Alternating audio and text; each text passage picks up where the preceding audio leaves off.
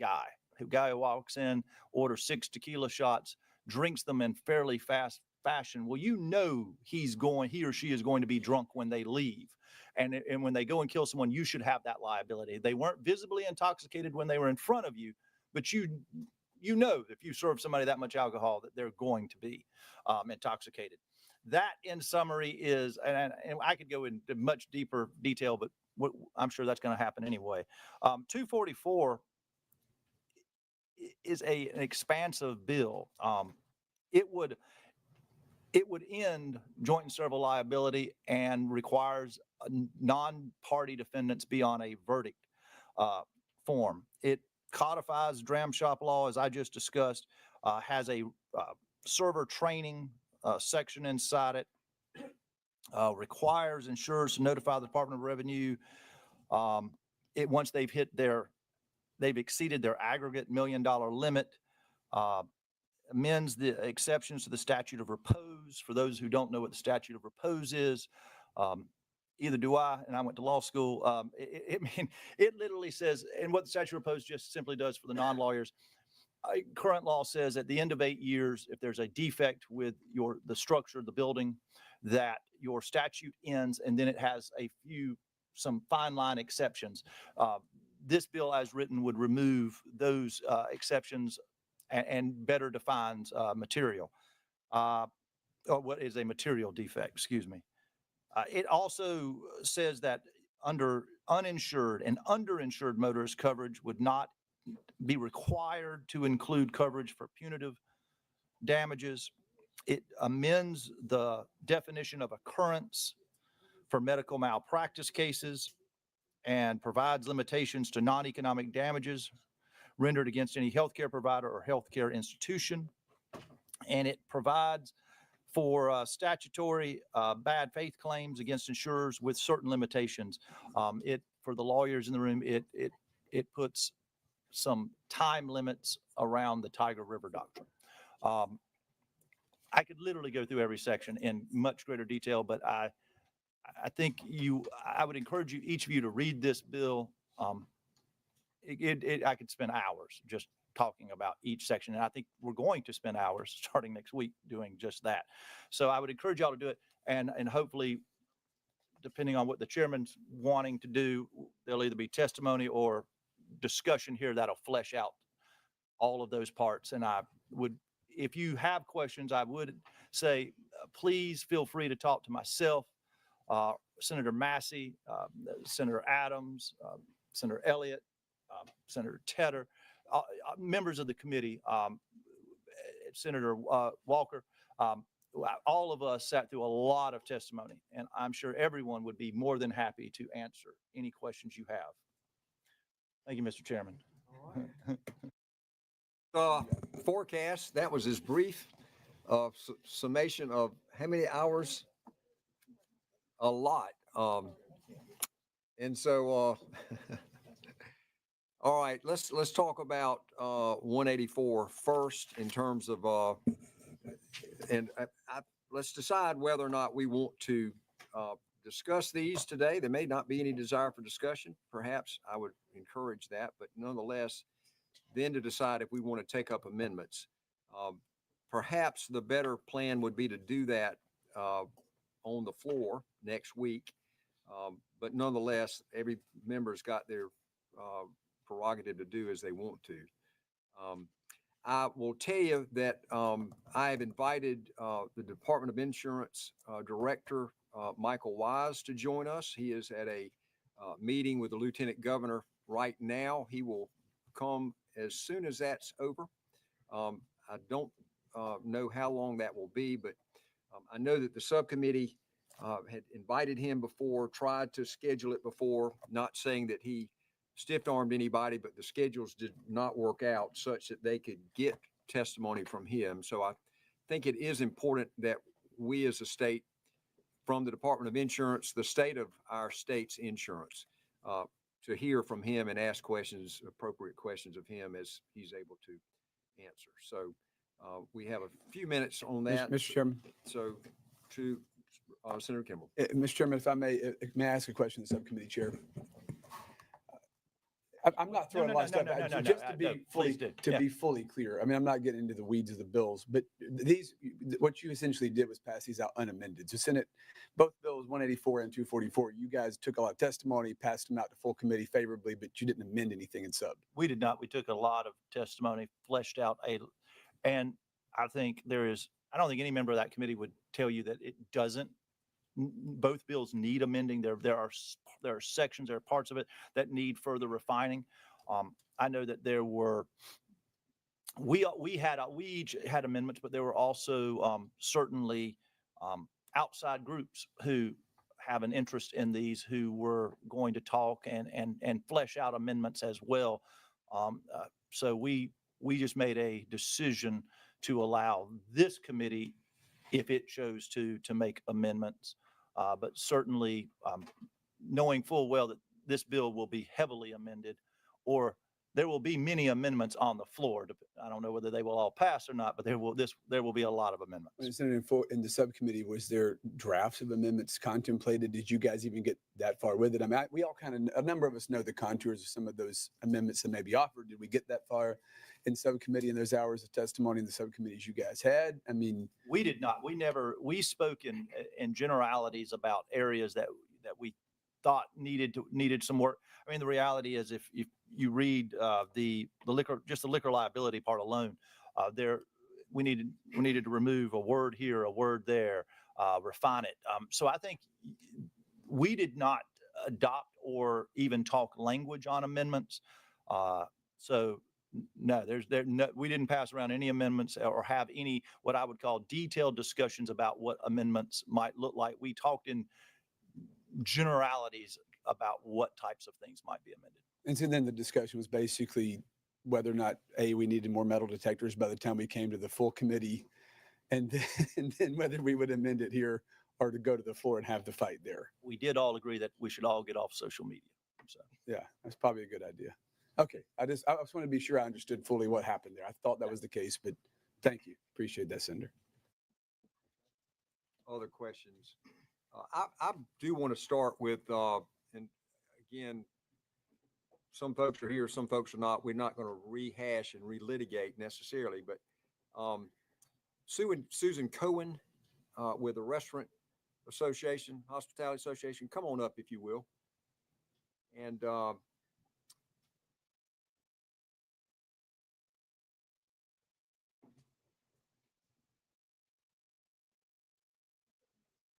well, you know this well, and we know each other well. If you will, raise your right hand.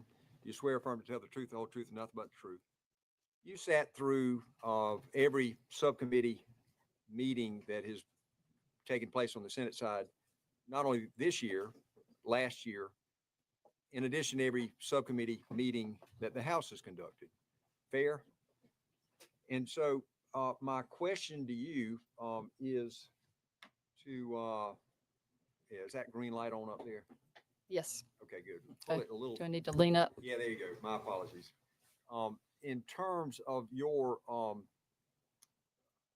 liquor liability umbrella, tell us, does 184 or does 244 affect the change and that you're looking for, and at what cost? I think I would echo what a lot of people have said, is that we don't have any guarantees because there are some folks that we haven't really heard that from. I will allude back to, I know Alabama has been discussed a few times and what they have done. They have seen some carriers come back. It's been slow. I think they're in year 2 right now. They have a much, much smaller mandated coverage. I think it's $100,000. I believe you said that you think a mix of the two dram shop pieces of both these bills probably is a better look if you're just looking at the liquor liability. I think from our perspective, we are looking for anything substantial enough to make a difference. We just don't know that we have the answer of what will make the most difference and bring it close any loopholes that might be there. We know that we are already pushing very, very heavily the training, despite what others might have you believe. It's one of our biggest initiatives. We know that the insurance carriers are weighing the hours. They're also weighing that alcohol to food percentage, which can get iffy there because you can serve some very premium alcohols that a very small amount could be more expensive than a meal. So there are a lot of variables. We are very encouraged, as you said, by what we heard and people working together on language. But I don't know that anybody feels at this point whether we have an assurance that we're going to see a wholesale change. Right. And again, y'all don't, it's not my conversation. Y'all pipe in at any moment. I do want to ask, and then I'm going to turn it over to Senator Ott, the perception that some in your industry would have that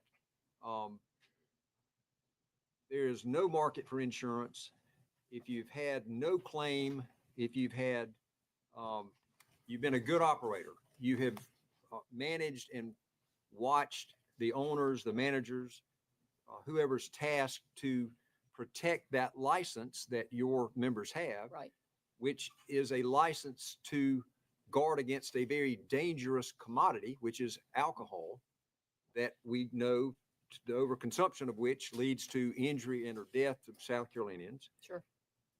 If you're a good operator and you're not pushing the drinks or the server who might not have the interest of your member at heart, but has more of an interest in getting a bigger tip, to push and allow someone already intoxicated to have more, is there a sense that there should be a carve out or some recognition either imposed by our state or the Department of Insurance or Department of Revenue that does not reward the bad actors at the cost of the good?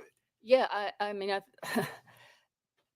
I don't think anybody can deny that no matter what your industry is, there are bad actors, and they give all of us a bad name, no matter.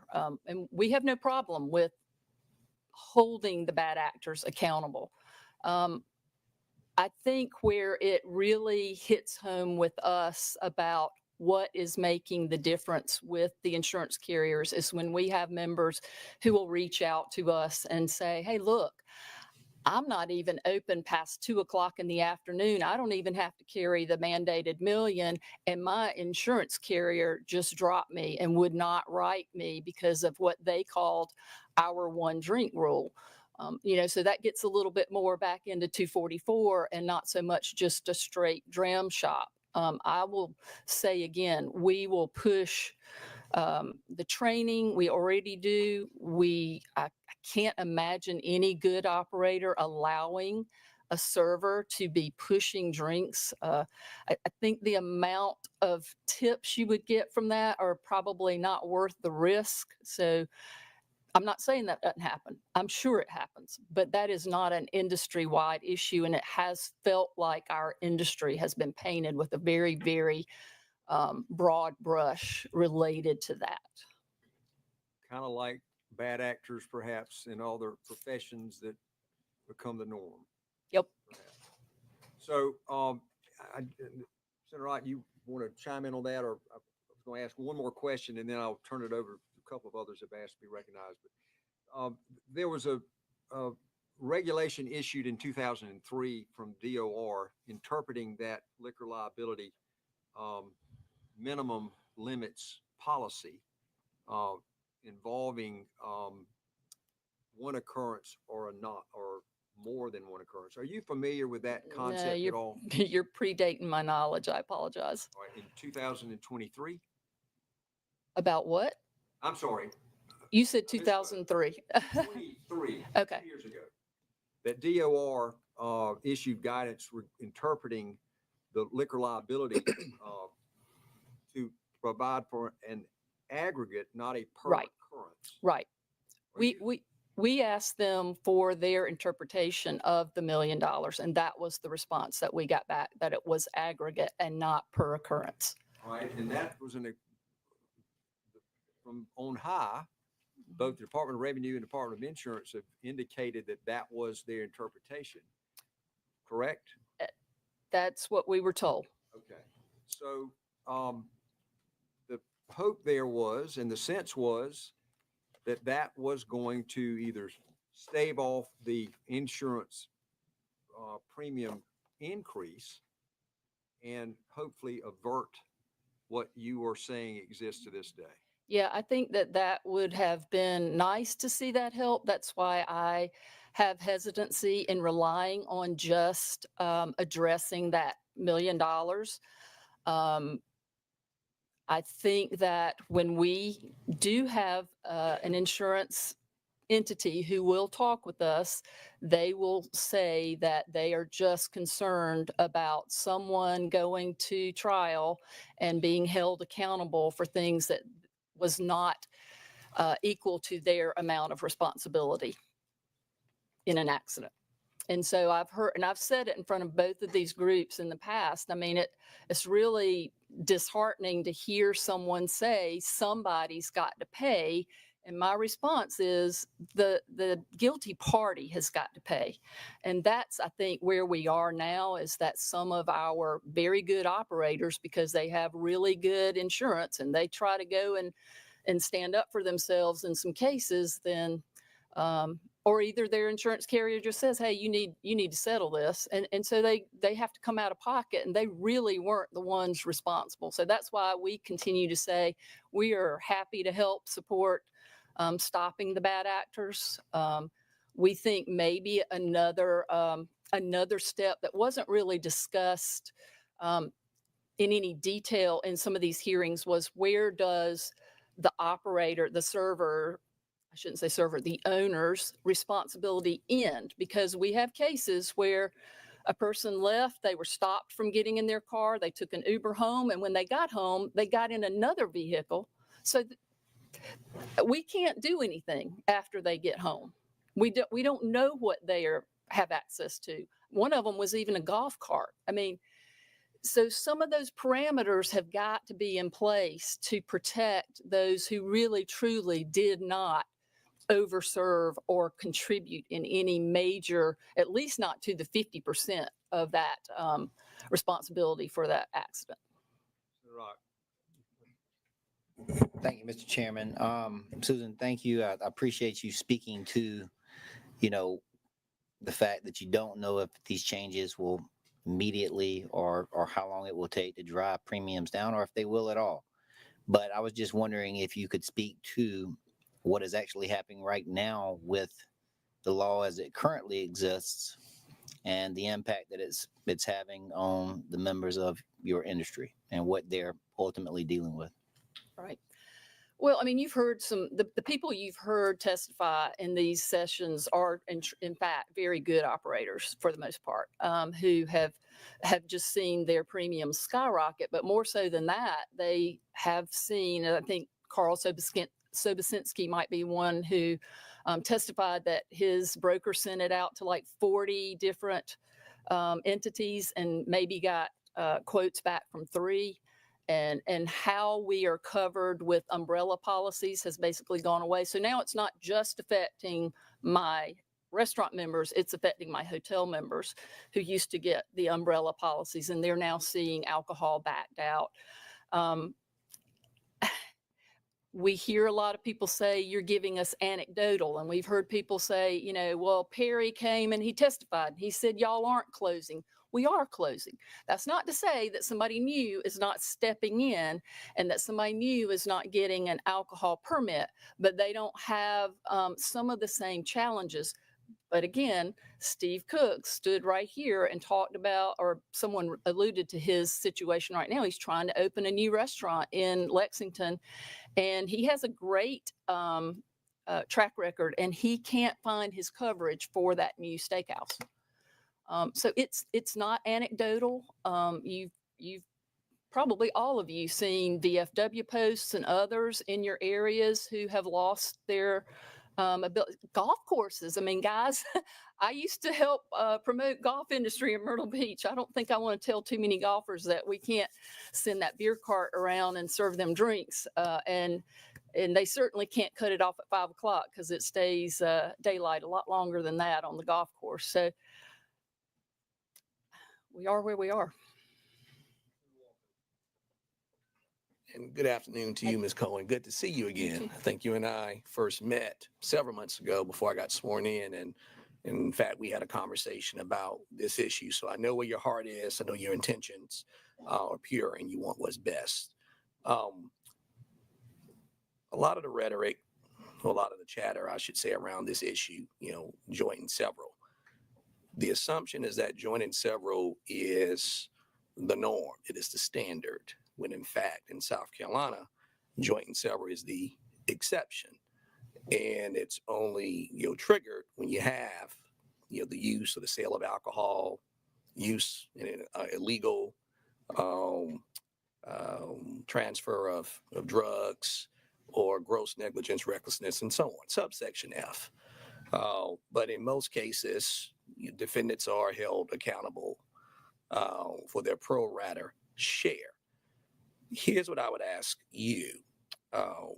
If S.244 passed, which deals with dram shop and codifying what the common law says around around dram shop liability, and if we were to not eliminate joint and several, because right now S.284 proposes to eliminate joint and several in its entirety, rather than eliminate it, we actually were to remove the language that creates joint and several in instances of the sale of alcohol. If we were to remove that language, would that provide the necessary solace for your members? I don't know that I can give you that definitive answer. I would say maybe I take it, I read it, and I do not have a law degree, and I might read it a little bit different. When you're talking about joint and several, about any other industry, it's you have to be 50% responsible. In the case of alcohol, Correct. right. You're right about that. And I'll be honest with you. Another thing that, I have not tried to muddy the water. I mean, we have a lot of industries in this state that are hurting right now over the same issue.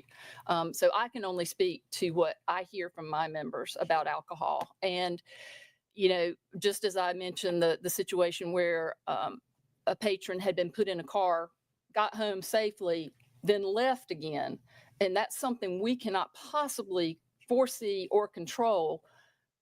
By the same token, I have asked for and not been able to get any kind of clarification on, of the DUI cases, are they just alcohol? How many of them are just drugs? How many of them are both? And if there were both, when were the drugs ingested? Because alcohol is at least a legal but regulated product. Drugs are illegal. So there's so many nuances that I think could ultimately affect our industry. But I will say again, we've got to do something sooner than later that is significant enough to at least begin moving that needle. But your industry, Ms. Cohen, I'm assuming is majority restaurants and bars, right? Mostly restaurant. Mostly restaurants. And these are restaurants that are engaged in the sale of alcohol, right? So if we were to eliminate, that part of subsection F, which relates to the sale of alcohol, which then creates that exception that we're talking about, and triggers joint and several. If that language were eliminated, you don't believe that would help, or that would bring some solace to your members? I think we would like to think it would move the needle, but I don't have any assurances of that yet. Okay. All right. Thank you, Mr. Chair, and thank you for being here. And the questions that were asked, and I understand your position is that, and that's the same thing I struggle with. And I hate that you don't have the answer to that, because the people who can give that answer have not been a part of this conversation. And so my question to you is, you mentioned earlier when they do talk to you, i.e. the insurance companies, which I assume is very not often, has there been any conversation because we talk about fairness, and yes, perhaps it's a general consensus that we know every businesses are struggling. But when we talk about fairness, has there ever been any consideration or talks about within the industry differentiating the 82 queens, the people, the restaurants who have almost never had any lawsuit filed because they are the good actors, versus the bar and maybe 5 points that have had continuous violations in the sense where, and auto insurance. They do that. I They mean, do. yeah, So they don't absolutely. charge the same premiums Mm-mm, for, mm-mm. because what I've been hearing is that the good actors, their premiums are skyrocketing just the same as the bad actors. No, Is that I mean, not true? oh, everybody's skyrocketing, but in different increments, definitely. And I would say that the bad actors are finding it more and more difficult to just get it, period. At least the good actors can get it. It's just become so expensive. It's a moot point. I mean, people kind of assume that the restaurant industry is very lucrative, but statistics show that on the across the board, for the most part, they make under they make like single digit profit margins. So when you start whittling out hundreds of thousands of dollars, and that is what we're hearing of increases, then, you know, and it's just supply and demand. If you've only got 2 or 3 people that are going to write, then they know that, you know, competitiveness is kind of out the window at that point. They're just like, here's what I have to offer, take it or leave it. And you either take it or close your doors or stop serving alcohol. And doesn't it seem unfair to raise the premiums of the restaurants or businesses that have never had a violation?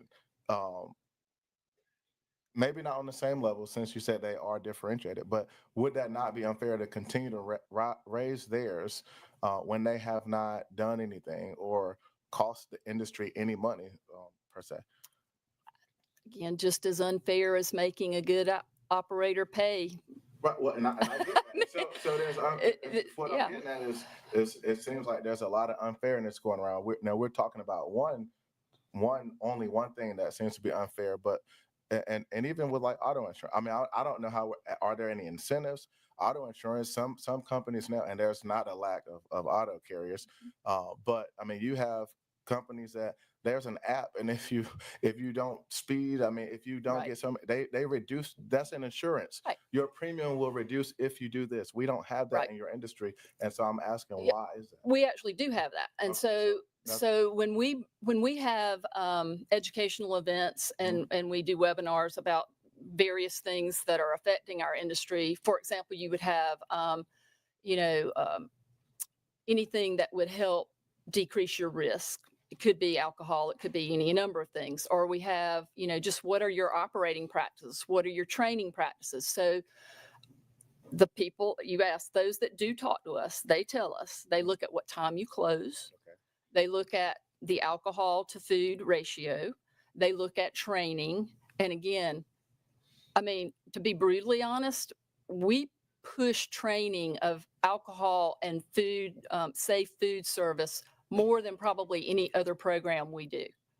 It's a necessity because we help our operators who are still looking for qualified employees get them in and get them up to speed as quickly as possible. And so no, good. Well, and so to that point, since that is a conversation, so have you seen where those restaurants who may close earlier, I mean, do they have lower, I don't know, so I'm asking. yeah, again, their premiums are definitely lower than the bad actors that we're calling it, or someone who stays open later, but they're still, or maybe someone in a college town that is primarily, you know, more of a bar.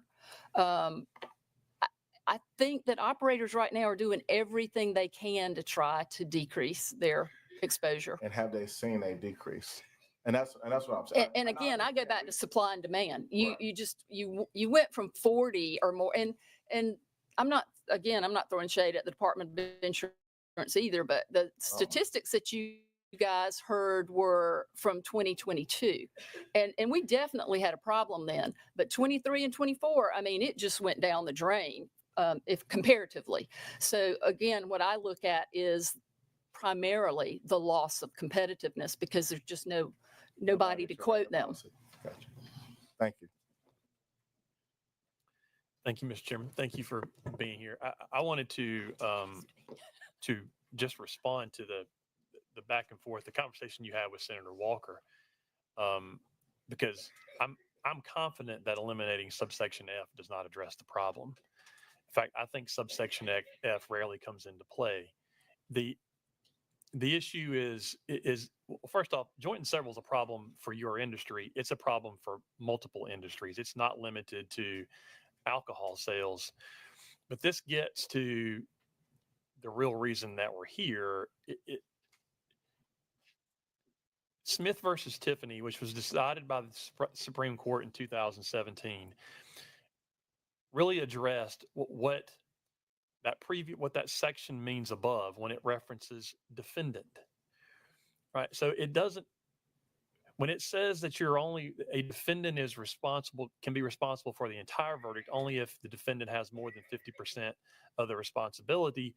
Well, that hardly ever comes into play, because in the situation that we just heard about, if a bar serves and then does the responsible thing, notices that the person is intoxicated, doesn't serve anymore, actually calls an Uber, gets them home, right? Well, let's say he's been to other places drinking, but later on, several hours later, whenever, gets in the car, he drives, he hurts somebody.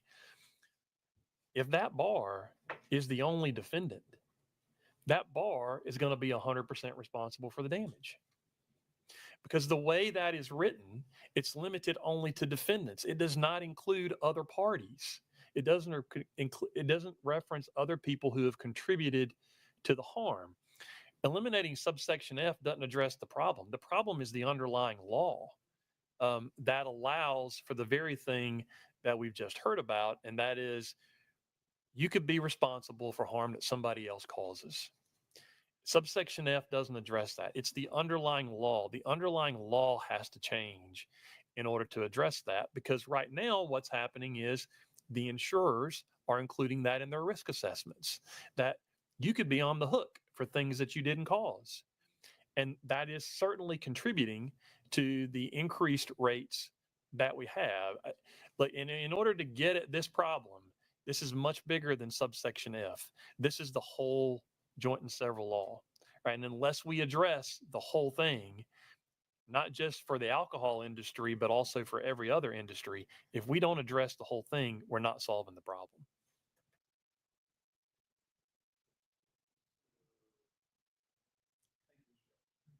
And thank you, ma'am. Thank you for being here. Let's go back to, I want to talk, we're bouncing back and forth on 184 and 244, and there's elements of liquor liability, dram shop in both. But let's talk generally about the good actors having the rates rise, because I know Senator Charleston, you mentioned that a moment ago. I mean, anybody that deals with insurance, and all of us have different types of business, and we've seen this in every type of business. Even good actors will experience a rate increase if there's market pressure, right? That just happens. That's the nature of insurance. I mean, it's essentially a shared risk pool. So I've seen that happen in other industries where if there's extraneous events in a market, even if you're a good actor, you may not experience the rate shock that others do, but you're going to see an increase. And that's what you're speaking to, right? Essentially, yeah, you may not have a 300% increase because you're not behaving badly, but you may have a 150% increase even if you're behaving well. Right. Because essentially, whenever you have enormous losses, that gets spread across premium, and that's what's happening. So you've got to find a way to limit that. Let's just, I'm going to talk about the language in 184 because we're going to talk about both these bills coming out here today. So I know there's the broader conversation on joint and several that affects more than just liquor liability, right? But if we go into Senate Bill 184 in section 15.3-710, if you amend this section of code, right, it's essentially setting in some parameters as to what a licensee would do. So if you're basically now saying at the time of the sale, service, or furnishing of alcohol, you would have to know or should have known that this person's intoxicated. So now you're setting parameters there. You talk about the example you gave earlier, okay? Because I think that's what's happened. I know people in my district that have experienced exactly what you described. There was a bar owner that I know personally who was very responsible, had never had any claims before, served a guy a beer, realized pretty quickly this person had already been somewhere before, and then cut him off. Said, "You're not getting anything else." He pitched a fit, showed out, he made him leave. Went next door to the liquor store, bought a fifth, drank it in his car, and then killed a family. And then he got sued for that. Okay. He had the deepest pockets, got into some trouble over it. It really hurt him. He didn't do anything wrong. Okay. He cut him off. He did what he should have done. But if you take the language in Senate 184, he wouldn't be in trouble there because he knew this guy was behaving badly. He said, again, at the time of the cell service or furnishing of the alcohol, the licensee knew or should have known the individual become intoxicated based on factors that would have been obvious to the reasonable person. Well, it was obvious to him. He cut him off. So to your notion earlier, he leaves, goes somewhere else, which he did. This guy wouldn't have been liable. Do you agree? You would hope. So in your conversations with insurance companies, I mean, and look, I'm not beating up on insurance. I wish they'd talk to me too. But when you've talked to them, do they seem to think that would solve the problem? You're really putting me on the spot, putting words in other people's I'm not mouths. trying to make you do Yeah. that. I mean, it's really hard, and I'm not trying to be a smart aleck and say. No, I just wish that it would be really great to solve a problem if we could talk to folks that need the problem solved. right. I think what you're describing is just what we hear over and over. And there are people who say, well, that's not really what's happening in real life, but it is, because we get enough phone calls at our office to know that it is happening. And it's not the ones that are always hitting the news. I mean, the ones that are closing, that is hitting the news. But, it's just really hard to 100% monitor an individual's behavior. I can tell you of a venue right now that does concerts, big venue, who said, I walk through our venue after a show. And they have to carry the $1 million because they serve, their nighttime shows. He said the number of mini bottles and small flasks that can be put down in somebody's pocket or boot is mind-boggling. But if they left here and they had an accident and they asked them if I sold them alcohol, if I sold them a drink, then I'm screwed. Sorry, that's probably not a cool thing We've to say. said worse in this building. Yeah, believe me, I have to in this one. But I mean, I guess what I'm getting at is truth hurts. I mean, look, I'm not a lawyer by trade either. So I mean, somebody can correct me if I'm wrong here. But the evidentiary standard in a civil case is preponderance of the evidence, right? So you'd essentially have to, by preponderance of the evidence, under this kind of language we're talking about here, prove that this restaurant owner knew that this person was intoxicated, knowingly made them intoxicated or made it worse. And then you're going to hold them liable at that point. I mean, I think that goes a long ways toward helping reduce the problem. I'm not saying it's the panacea that fixes everything. I'm just saying it helps. And I'm not saying that's necessarily the end of the conversation. I think there's a broader conversation to be had. There's two bills on the table, and I'm not taking there's elements of this in both bills. I'm just taking the language out of that one. But you've got to, I don't want the person in the example I gave earlier to be held responsible. He didn't do anything wrong. Right. And those are the people that ought to be protected. I think the language here goes toward that end. But unfortunately, you're kind of the intermediary here. You're like Moses down from on high to give us the commandments. That's bad. I'm saying to interpret something that we don't know. I wish we could know. But if you can find a way, I'm not saying the insurance companies are God. It's not the point. But I see the Baptist convention out there. I'm going to get in trouble for that, Tony. The point is, I'm just trying to find a way. Those people should not be in trouble. And I hope that would help limit their exposure. My point. Thank you. Thank you, Mr. Chairman. Thank you, Mr. Chairman. How are you? Good to see you. Good to see you. And one of the questions I wanted to ask you too was just regarding, I mean, the common denominator in this when it comes to your industry and the organization or the folks that you represent here is, alcohol, correct? What's the other common denominator? It'd be vehicles, correct? I mean, so we've had, and kudos to Senator Adams, we've also had quite a bit of debate regarding the DUI laws here in the state of South Carolina. And, we're not exactly the shining stars of DUI fatalities in the country. I've heard fifth worst per capita, some pretty astounding statistics. So I guess the one thing that I, would like to see is relief for your people. And I'd also like to see relief for the families that are affected by these tragedies. I don't know if you've ever been around someone that's been involved in these, but, it's terrible for the bars, the restaurants. It's even worse for the families that have felt this pain and hurt. And so one of the things that I think will likely happen, and because these are all conjoined, in my opinion, they overlap, the tentacles cross, is that we have to, and I believe that we will actually address the DUI laws and hopefully close that gap.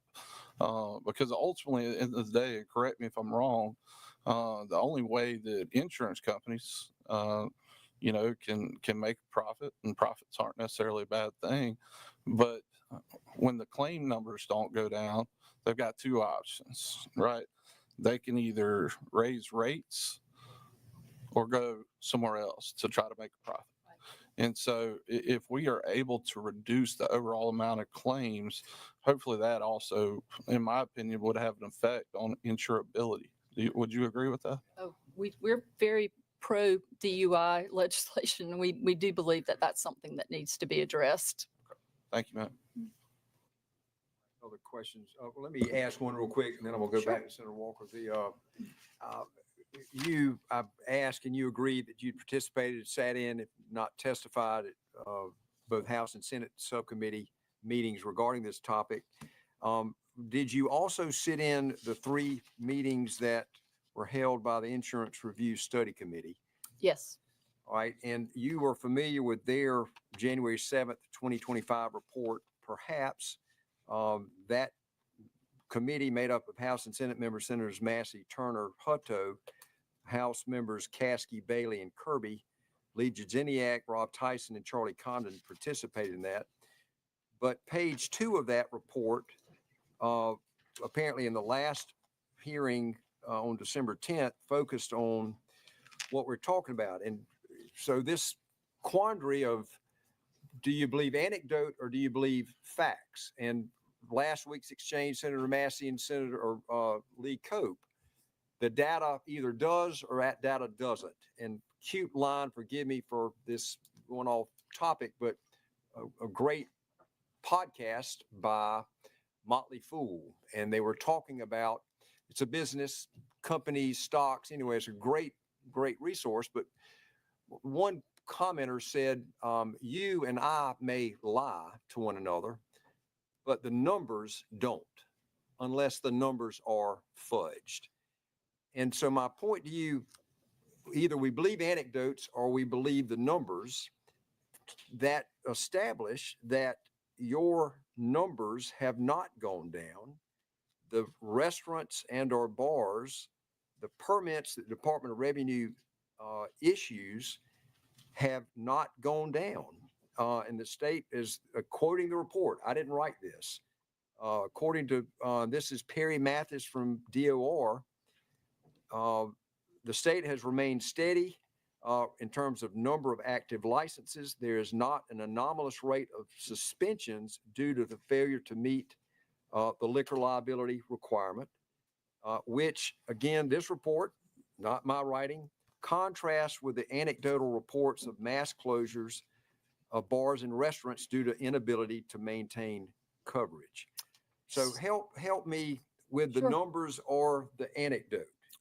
So I referenced the Department of Insurance's numbers earlier. I haven't had really a chance to talk to Perry, and I was here the day he gave that. And I think I said this to Senator Ott a few minutes ago, that we do see closings, but we do see new businesses opening. So the number is fairly steady. for now. But most of their renewals, or a lot of their renewals, are just coming up. Some of them are, in fact, I think if I want to say it's this week, it might have been last week, there was a ABL webinar that DOR is putting on for just this purpose, to make sure that you are in compliance, that you know everything you've got to do, that you've got to qualify. I go back to in 2022, all I was hearing at the time was, wow, my insurance is so expensive. And then by, I'd say early 24 to the middle, to last year, people were like, I can't find anybody that will write me. And so I think if we wait until we get to that far of a crisis, we've waited too long, because we know this isn't going to change overnight. No matter what you do here today or in this legislative session, it will take a year to 2 years, I think, to see substantive change in that scenario.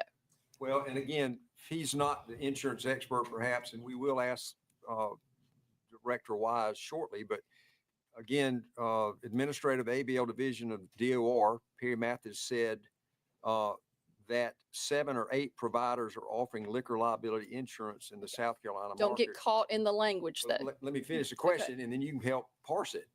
Again, this, in the meeting that you attended December 10th, 2024, reported in the January 7th, 2025 report. Perhaps he's misstated. Help us. No, he's not clarify. misstating. I think it's just a clarification of, yes, there are some companies who will offer some alcohol coverage.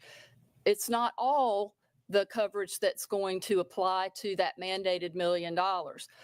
And some are not carrying, as we like to call it, hard liquor. Some are just beer and wine. I mean, there are different pieces, and some will write a part of it.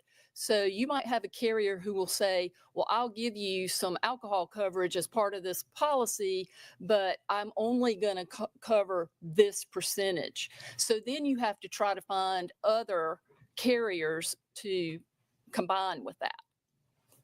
So, and then I'll hush. I've got 2 ahead of you, Senator Graham, and I'll come to you afterwards. But again, pick your narrative, pick the description. Some describe this as a access and affordability to liquor liability insurance coverage. Is that, do you embrace that narrative? We definitely have both. All right. And so access, of course, we know what that means. We want more coverage in the market. Affordability means the ability to pay the premium. Right.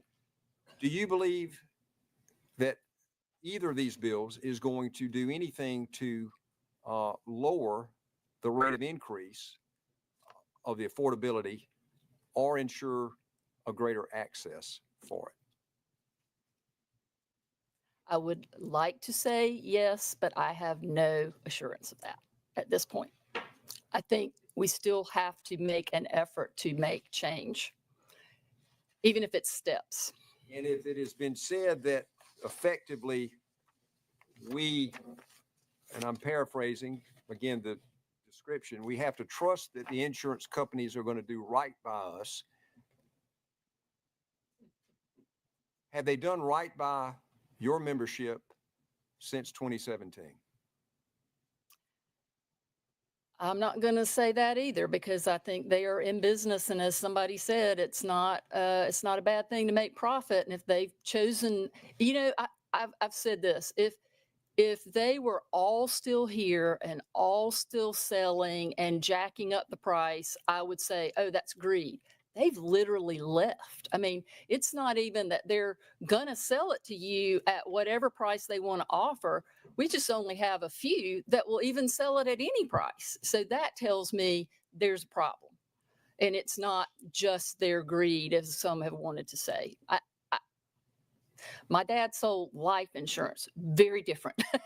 You're either alive or dead, no question. So I just would say, we have seen nothing but it get worse. We have heard other states address it. We know that we are the only state. I don't think either Florida, Georgia, or North Carolina has a mandate of any kind. I know my counterpart in Alabama when I called her about their bill, said, "Oh, we were the worst in the nation, and we had $100,000." And I went, "I have $1 million mandated," So I just don't know that that is the deciding factor. And I do think that we as an industry can prove that we are training and we're willing to do more training. I know you've wanted. You've supported my efforts. Senator Massey's included server training in Right. his bill. So kudos for this continued effort. But I will caution when you start making anything mandated that we are already doing, and we know that that's happening because the insurance carriers are asking you, have you trained?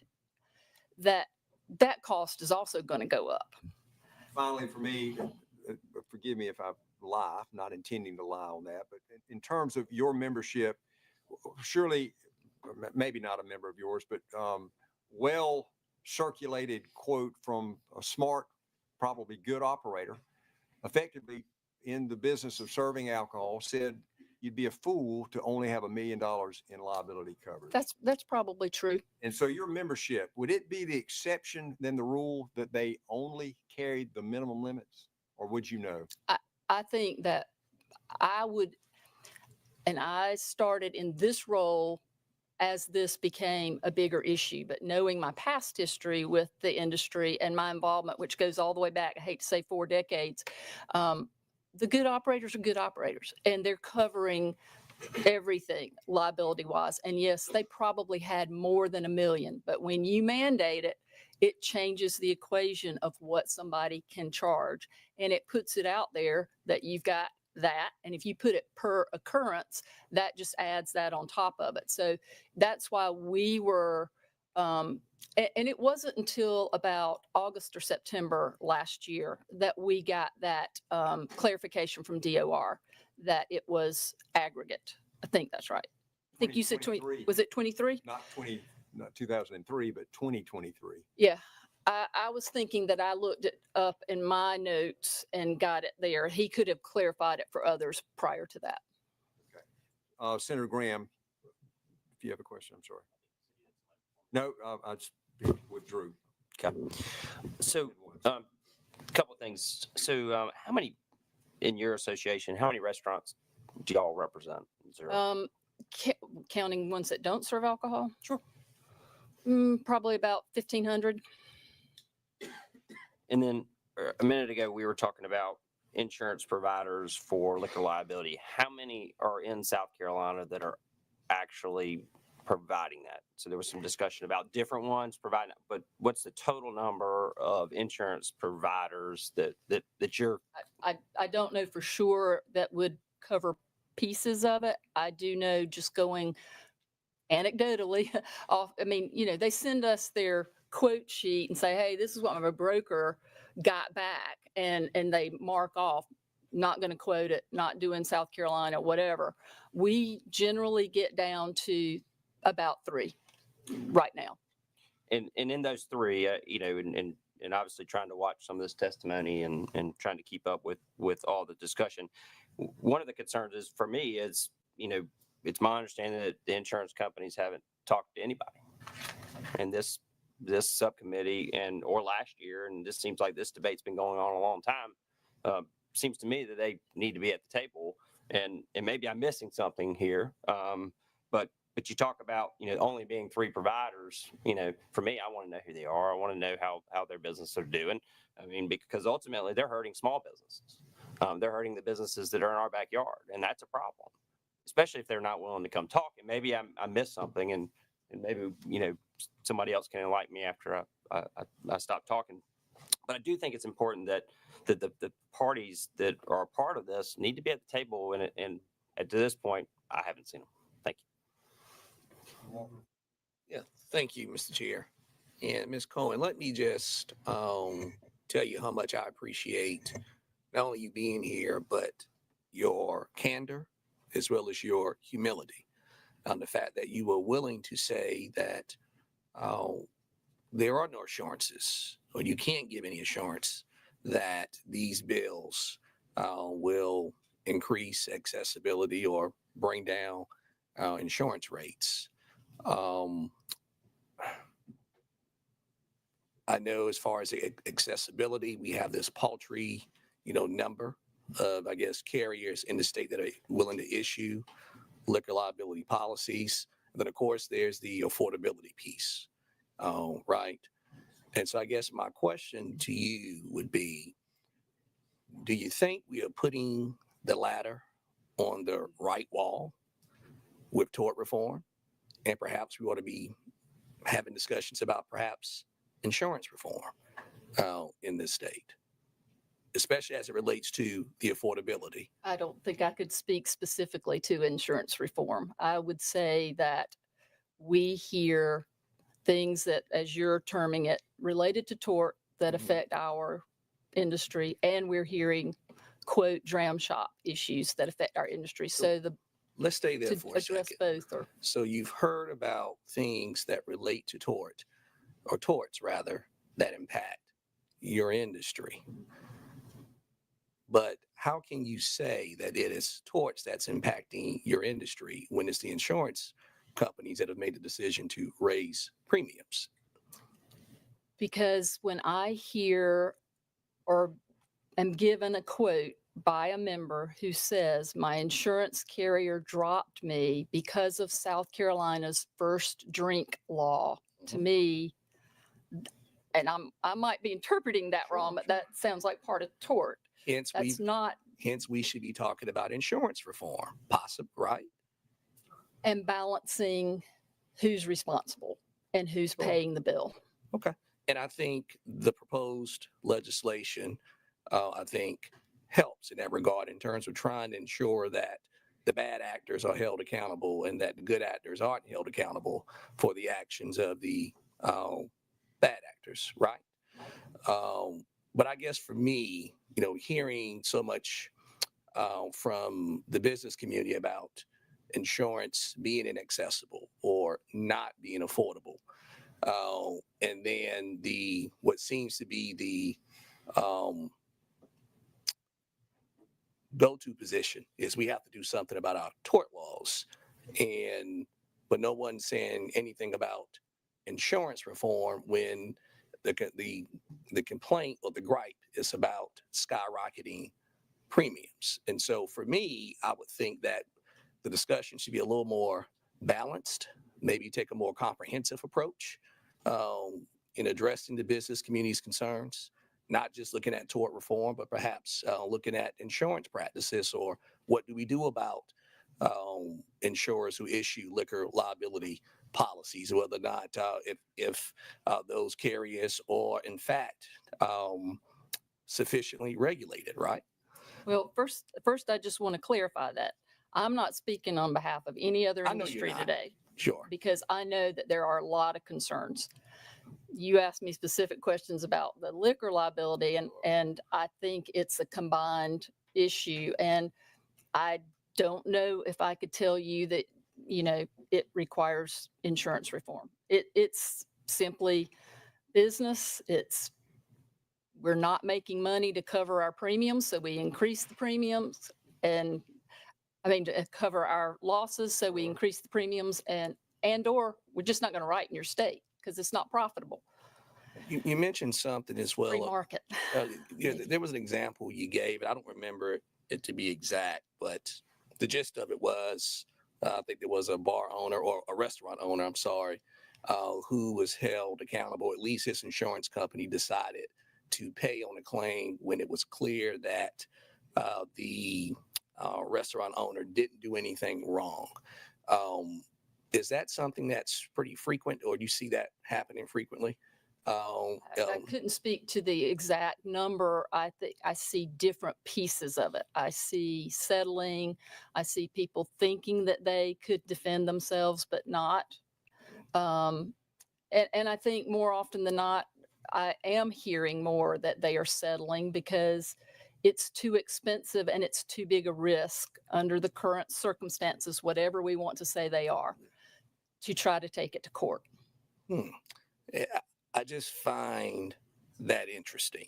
And I know, Sad. I know you don't speak for the insurance industry, okay? And if my question comes across that way, please don't take umbrage. But they're not here. But I guess I find that interesting. Ask someone who's an injury lawyer, ask someone who's practiced now for nearly 20 years, and there are other lawyers who are members of this committee as well. And I think most of them will tell you that out of the 42 counties in South Carolina, most venues are not plaintiffs friendly, if you will.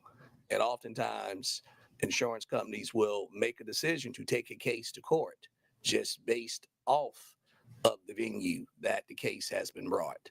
Or so I'm a little taken aback or surprised, if you will, to hear that insurance companies are deciding not to defend or take a case all the way to trial when it's clear that they have an insured who's done nothing wrong. And most venues in South Carolina are not friendly to injury victims. And my final question for you has to do with, I think you mentioned businesses earlier about businesses that are closing down as a result of high premiums or what have you. Where are you seeing that around this? Is it statewide? Different We've had them in pockets? all the major areas, all the bigger. Well, I don't know as much about the small towns. I'm hearing that from some of their mayors and from some folks in the municipal association, but I know we've had them closing in Greenville. We've had them closing here in Columbia. We've had them close in Charleston. So it's not in one particular pocket or another. And the reason I asked the question, Ms. Cohen, is because I think as you know, as far as my background, serving on Richland County Council prior to running for the Senate, and that wasn't too long ago, but I think in 2023, Richland County was in the top 3% nationally, according to the U.S. Chamber, for small businesses opening up. And in the governor's state of the state this year, he touted South Carolina's record when it came to economic development and small business. And so when I hear that we have all these businesses closing down because of the lack of tort reform or because of our dram shop laws, it sort of militates against what what we hear from the U.S. Chamber, as well as what we heard from the governor in this state of the state. That's all. That's the only reason for the question. But I appreciate you being here. Yes, ma'am. Thank you. All right, Senator Johnson. Let's go ahead and just. I'm doing pretty good for somebody that didn't sign up to speak, huh? Very well. There are others in the room, be on notice. I'm feeling the darts in the back of my head. You're doing great, and you're not a lawyer, not expected to be, but you're helping us define what your membership is telling you and helping us prove, and you prove whether it's anecdotal or factual. And so one bad case does not perhaps create the state of the state. Senator Massey's point to you earlier about the multiple defendants in the drunk driving case. There's an ability, is there not, for an offset? You don't know that, but we know that, such that last man at the trough, or the defendant who goes forward, doesn't pay the full freight. Now they may pay the cost of defense, but I'm told by other smart lawyers, I may be wrong. They may be really wrong. There's an ability for an offset about what that last guy pays. You don't maybe know that, but perhaps we'll hear a different answer to that. I will defer to Senator Massey.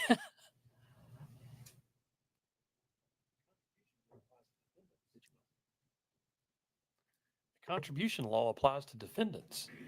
It uses the same word. But there's a contribution among joint tortfeasors that allows the same co-defendants to go against the other, does it not? That such that if they, and I've been involved in a case, just finished a horrifically bad case where that is underway right now. And there's an action going against the last defendant who killed somebody that has got great merit, such that they will recover and have the means to recover against a settling defendant. Well, Senator, I would tell you if your interpretation of it is the way that it worked in reality, I don't think this would be an issue for the industry. It's underway in a courtroom in this state right now, and that ain't anecdotal. There's a caption where that case is being litigated right now. Ms. Cohen, again, we're going to move on. I apologize, but you're not a lawyer, and I appreciate your deferring to folks and to the subcommittee chair. Real quick, let me tack back to you. Scott, I want to go back to that case you talked about. Guy's drunk, they cut him off, gets in an Uber, goes home, gets in a car, kills somebody, as I recall. I think I've been told about this case. Yeah. Didn't he go home, drink more? I think that, or went to a store and bought more, and then he went out. Yeah, and I don't know somebody? the specifics of it. I just know it has been, it was involving someone in our As I recall, industry. and this story was told to me about a year ago, so my memory may not be it, but it was he drank, was cut off, sent home, got home. He had gone to the bar on his motorcycle, got home, got in his car, stopped somewhere, bought more beer because he wanted to go back to the bar to pick up his motorcycle, which didn't make a whole lot of sense, and kill somebody on the way. And I only bring this up for this reason. The bill talks about that the sale of alcohol has to be the proximate cause, because I want to fix your problem. So I read this to say, where it says licensee knowingly sells, serves, and the sale of the alcohol was the proximate cause. That the fact that he did things along the way ends that proximate cause, and therefore the bar has zero liability. And if it's not written that way, I do want us to, because I want to make sure that we have a bill that does stop your scenario. So I want to kind of get to that end. I think that kind of clarification in the language is definitely something that could be helpful. I know of one particular business in the upstate that was so concerned about a scenario like you just mentioned that they were actually making people take a breathalyzer test when they left the bar. I don't think we want to get to that in South Carolina. I think if you want to talk about what I saw that. I'm with you. Yeah, I mean, it's crazy. I'd hate for a teetotaler to take that exam and fail it. Yeah, well, that would be concerning. I just think your point is well taken, that it needs to be, a reasonable person would have determined that serving this person was either already overserved or would become, or, once they leave, if they were not impaired reasonably, visibly, But that, the point is that you're going to cut them off. yeah, I think when they're visibly Right. impaired, you're going to cut them off, and that's going to end your liability. per Right. se. So I'm trying to figure out. So I leave, I go home somehow. I get, somebody else drives me home. Doesn't matter how I got there, and then I go out and I kill someone. What is the type of language that you're looking for to stop that liability, if that's even something that can be done? I mean, I'm not sure, because you don't know what they Senator have in their Mansfield may have car. that answer already. Mr. Chairman, that the problem with, and I appreciate you trying to get to the crux of the issue. The problem there, though, is that every time that is a jury question, right? And as she said earlier, the carriers are afraid to go to trial. Now, I agree to some extent with the senator from Richland. I mean, like, I think they ought to try more cases.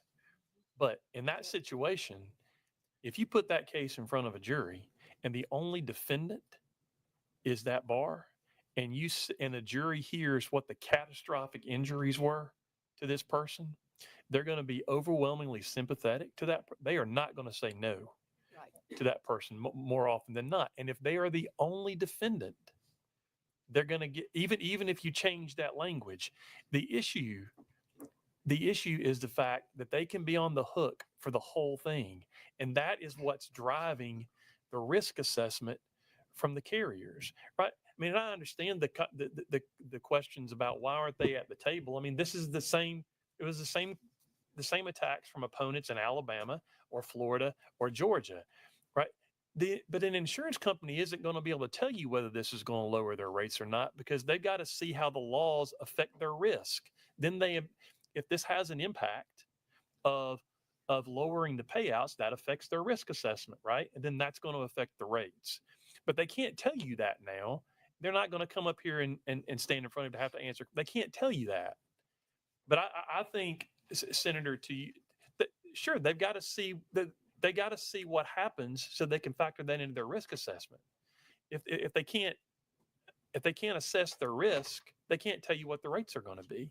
And they can't assess the risk until they see what the impact is from the law. This information, isn't that the proverbial chicken and egg, which came from? I mean, when can they? At what point do they are making risk? All insurance is an assessment of risk. Well, right? It is And what whose she risk said. It should be. It is what she said earlier, that you're starting to see a couple years later some effects of the insurance DOR's interpretation. What you just saw last week, Governor DeSantis in Florida announcing rate reductions 3 years after the legislation was implemented. They've got to see how these things play out, and that affects their assessment of what their risk is.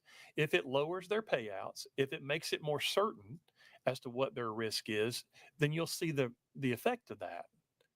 And I think specifically, though, to what you were talking about, if you leave the joint liability exposure and do those things that you're talking about, it's not gonna have any impact on the You would have to remove the alcohol part of Section F, no doubt about But that. And I'm Section not F gonna- is- I know but that's you have inadequate. more things, but if you remove that, and just But saying you as an still got the example, provision that says that the 50% threshold applies only to defendants.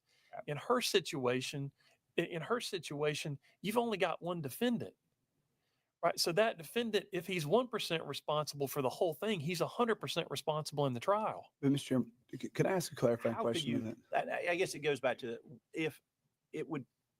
Whether proximate cause is a jury question, the reasonableness is a jury question. And, Sure. and this entire alcohol section is based on a reasonable man standard of were you visibly But intoxicated. it's fine, even in her situation, if you allow that bar to tell the jury about everybody else that contributed to this, and then let the jury say, in the grand scheme of things, how much was this bar really responsible? Right? Because then what's going to happen is the jury is going to say, in the grand scheme of things, 5%. But otherwise, the way that it is now, if they're 5%, they're 100%. If they're the only defendant that's there.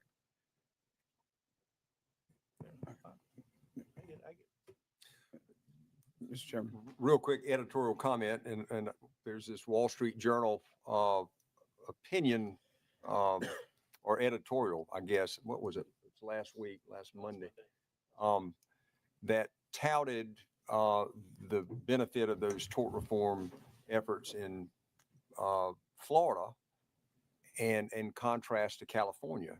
And we know what's happened in one state. And as reported and as repeated today, there's some indication that in the state of Florida, that the rapid rates of increases, or let me not say that the rates are going to go down, ignoring the fact that over the intervening 3 years, tremendous rate increases to all property classes. Again, we're not going to debate this now. I'll talk about it on the floor, but that was a property and casualty comparison, apple to apple. Mentioned in that also was glass damage to cars. But more to the point of what has been discovered, maybe it's true, maybe it's not. Some chicanery going on among the insurance industry in Florida, such that had the General Assembly known, they would not likely have done what they did with the rates of profits paid out to their effectively TPAs, their affiliates. We'll flesh all this out later on. Ms. Cohen, you have been most kind and patient to hang around here. Again, whether it's a contribution or set off between joint tortfeasors, you have nodded appropriately like you know what we're talking about.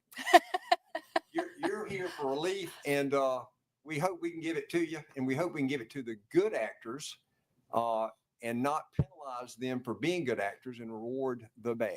Thank you. All That's all right. we ask. I'm sorry, Senator Kimball, and then there were two more, one more, Senator Stubbs. But Thank you, Mr. Before we got too far off that, I don't know which one maybe wants to answer, Senator from York, Senator from Edgefield, but I wanted to ask a clarifying question for those of us that don't practice in the sphere. But to the language, Senator, from York, that you mentioned a moment ago, we're talking about essentially this debate on whether we go to jury trials. And I agree that some of these cases need to be tried more often, Senator from Edgefield. I think they do need to go. To your point, Real quick interruption. 2 that I know of, 1 in Horry, defense verdict. All those things that the Senator Massey said, 12 jurors from Horry County said no. What horrific result, oddly, shocking, but 12 jurors said no.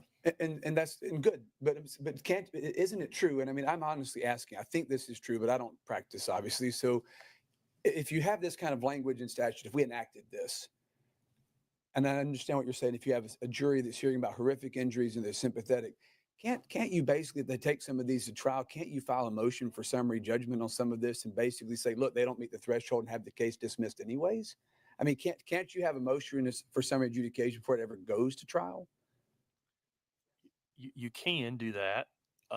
If there's something that is a jury question, you're not going to get summary judgment on it.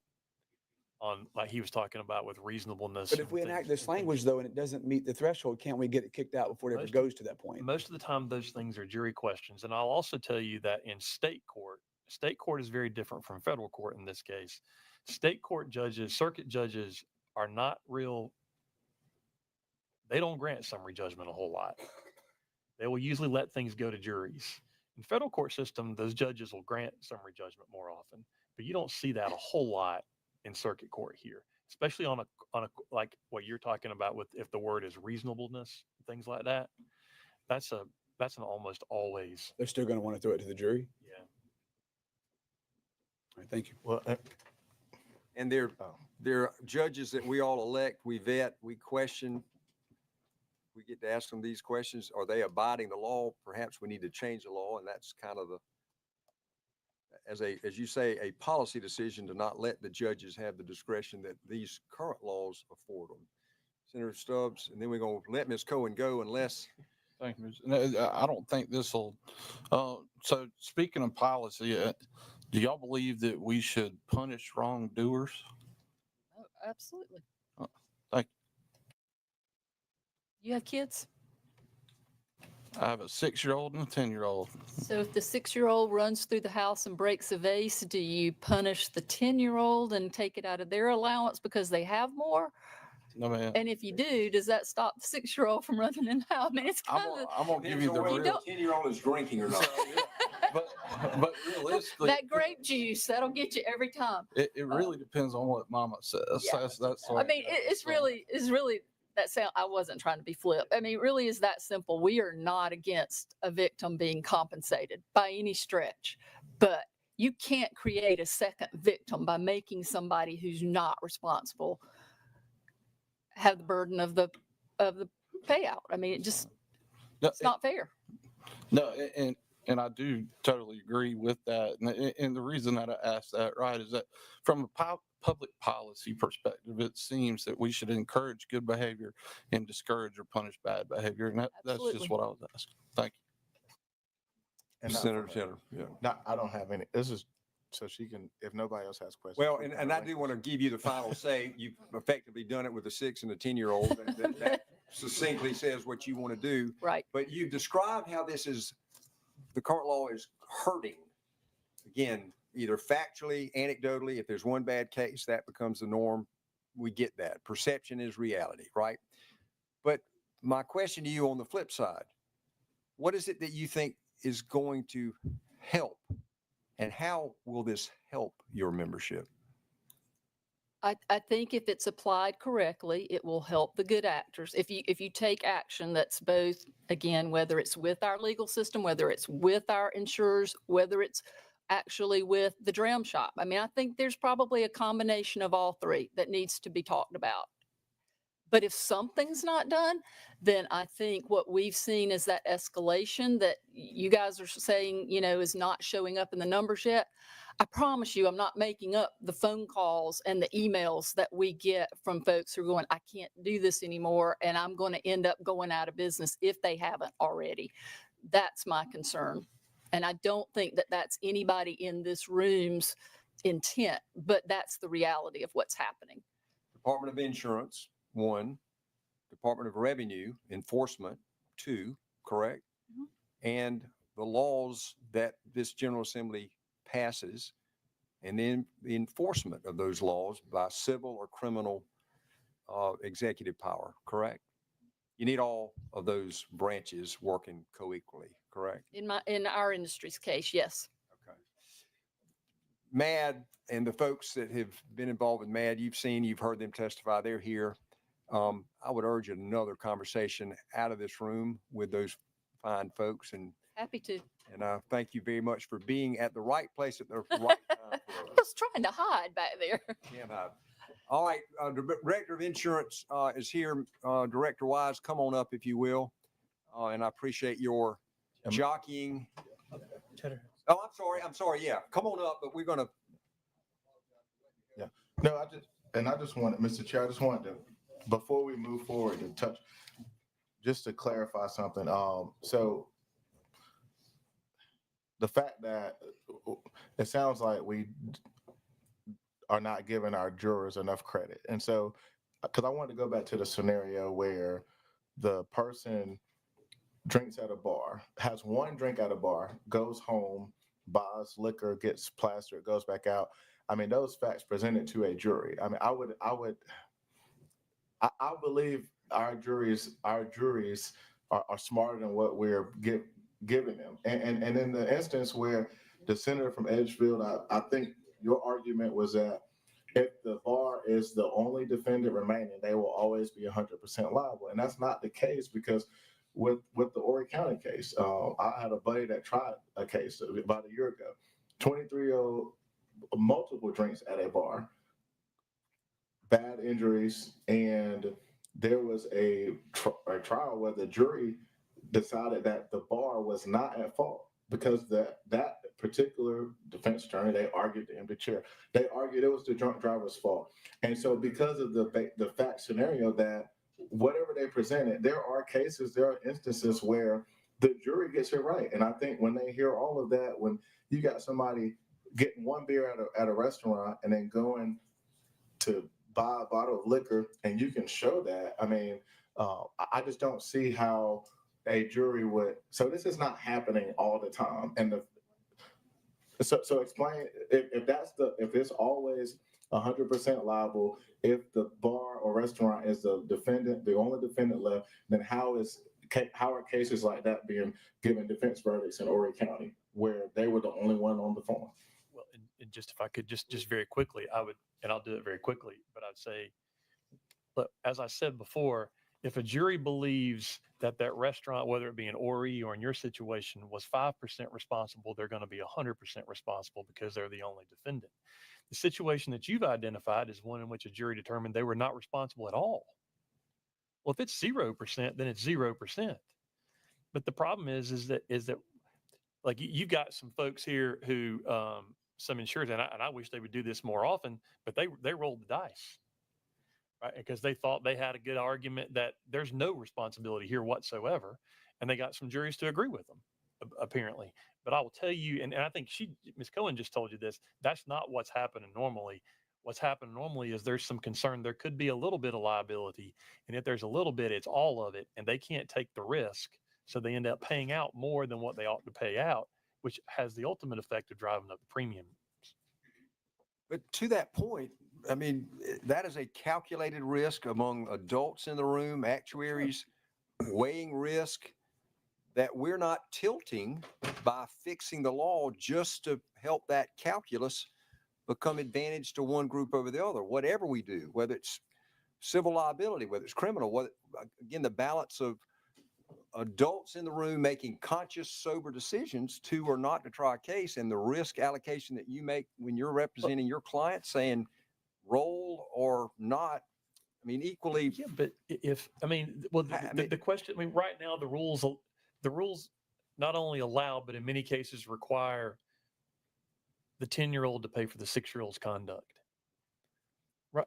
I mean, they do. If the 10-year-old in this context of a liquor liability or a Department of Revenue licensed bar owner, on premise, purveyor of this wonderful commodity, but a dangerous commodity, overserve somebody, and the point from drinking it to the point of impact is less than a mile, those are bad facts. They ought to be hammered. And so if a jury decides to hammer them, isn't justice served?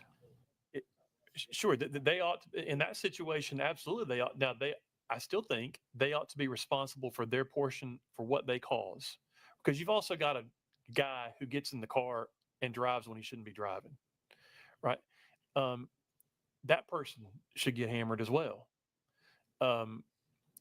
Nobody that I've heard from is saying that victim, and it is a victim who almost certainly did nothing wrong. There's nobody saying that person shouldn't be compensated. Well, and The question is, who should? I mean, right now you've got a situation that would allow, even in your example, would allow the bar to be 100% responsible, and there's no way that's possible.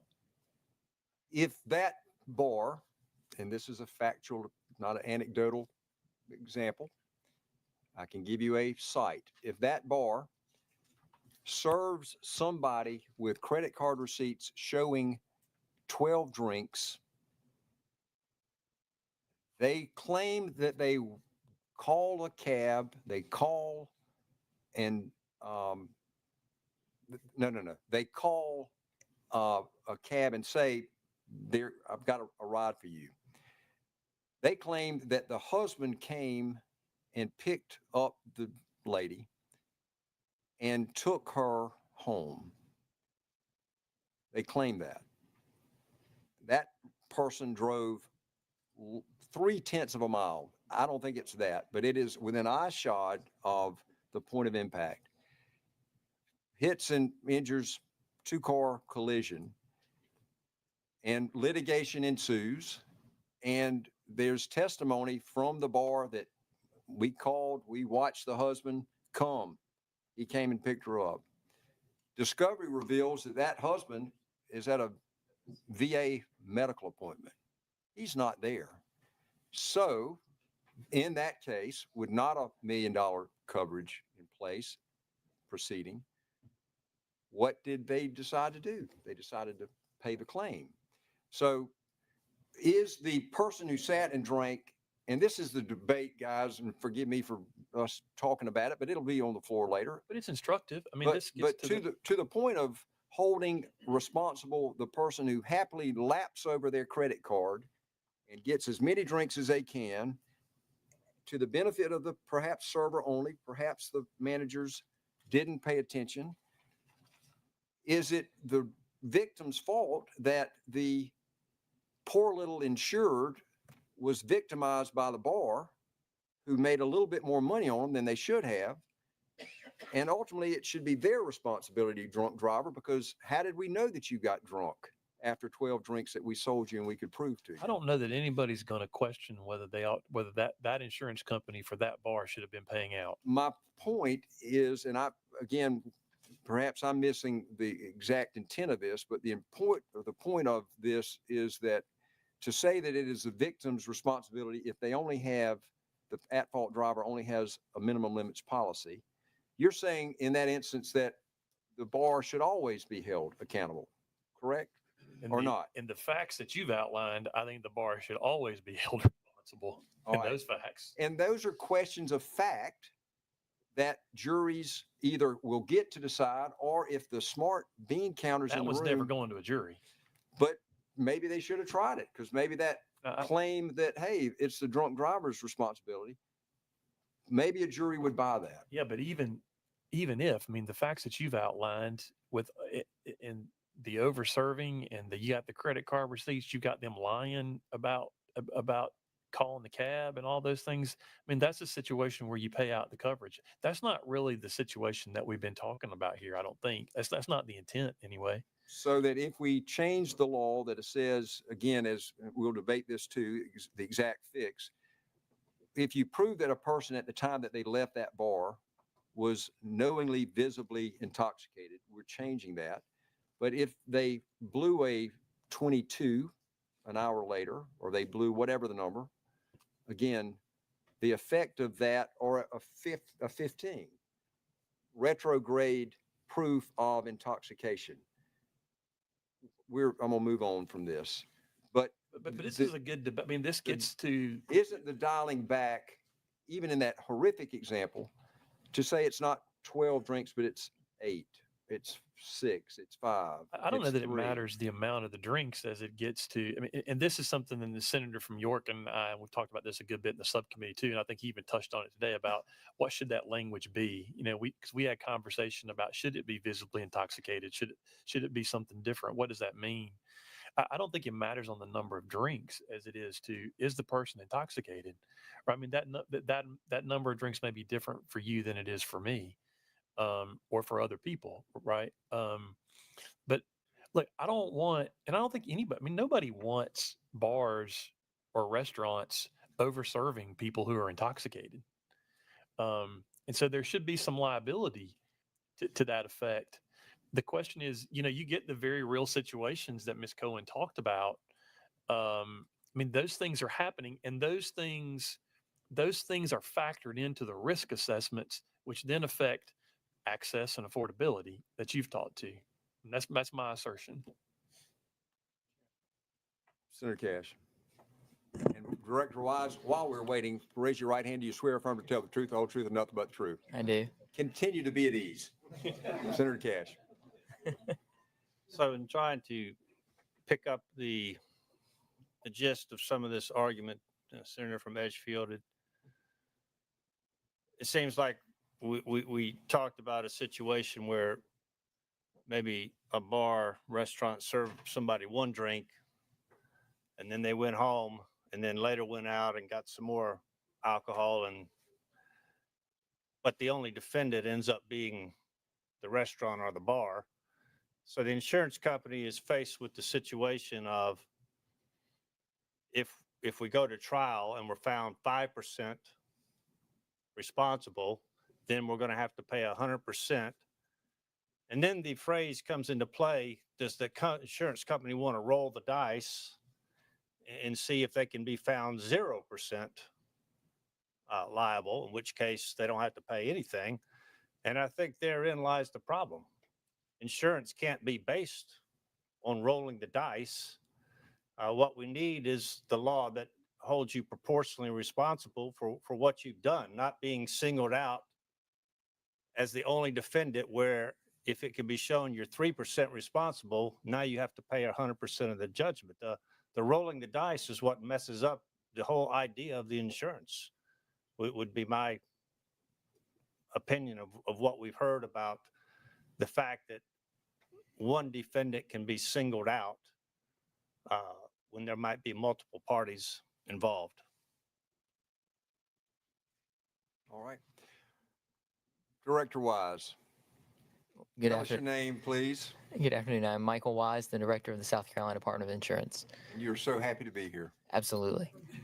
Thank you, because I know that you have had travel conflicts with Sharon and the subcommittee before. So I don't know when you walked in, what point you walked in, but let me just have you. We're talking about 184 liquor liability, but it bleeds into 244.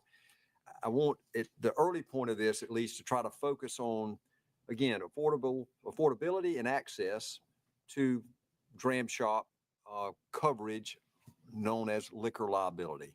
Let's talk about that, if you will. And let me just open with the question that I posed to Ms. Cohen, who would not have been expected to know it acutely, but did know it generally. And so the Department of Revenue issued a guidance interpreting the minimum limits liquor liability policy, law 61-2-145, as requiring liquor liability for, quote, an aggregate, not a per occurrence, of at least $1 million during the period of license. Are you familiar with that? Or that concept on your radar? Okay. All right. And so DOR's got the link anyway. So it's on their site, and that was sometime, I think, the fall of 23.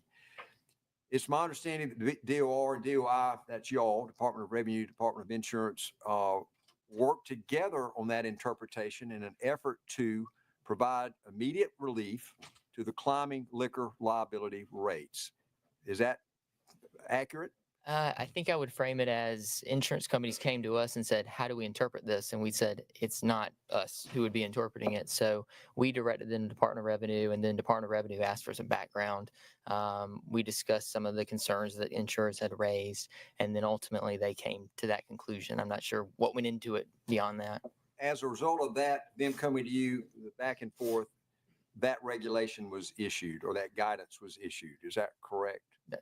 Yeah. Okay. Yes, sir. All right. And so some of the industry folks, insurance industry folks have explained that writing liquor liability was too high a risk because every drink, Ms. Cohen, that one drink served was a potential $1 million risk, making the risk almost impossible to assess.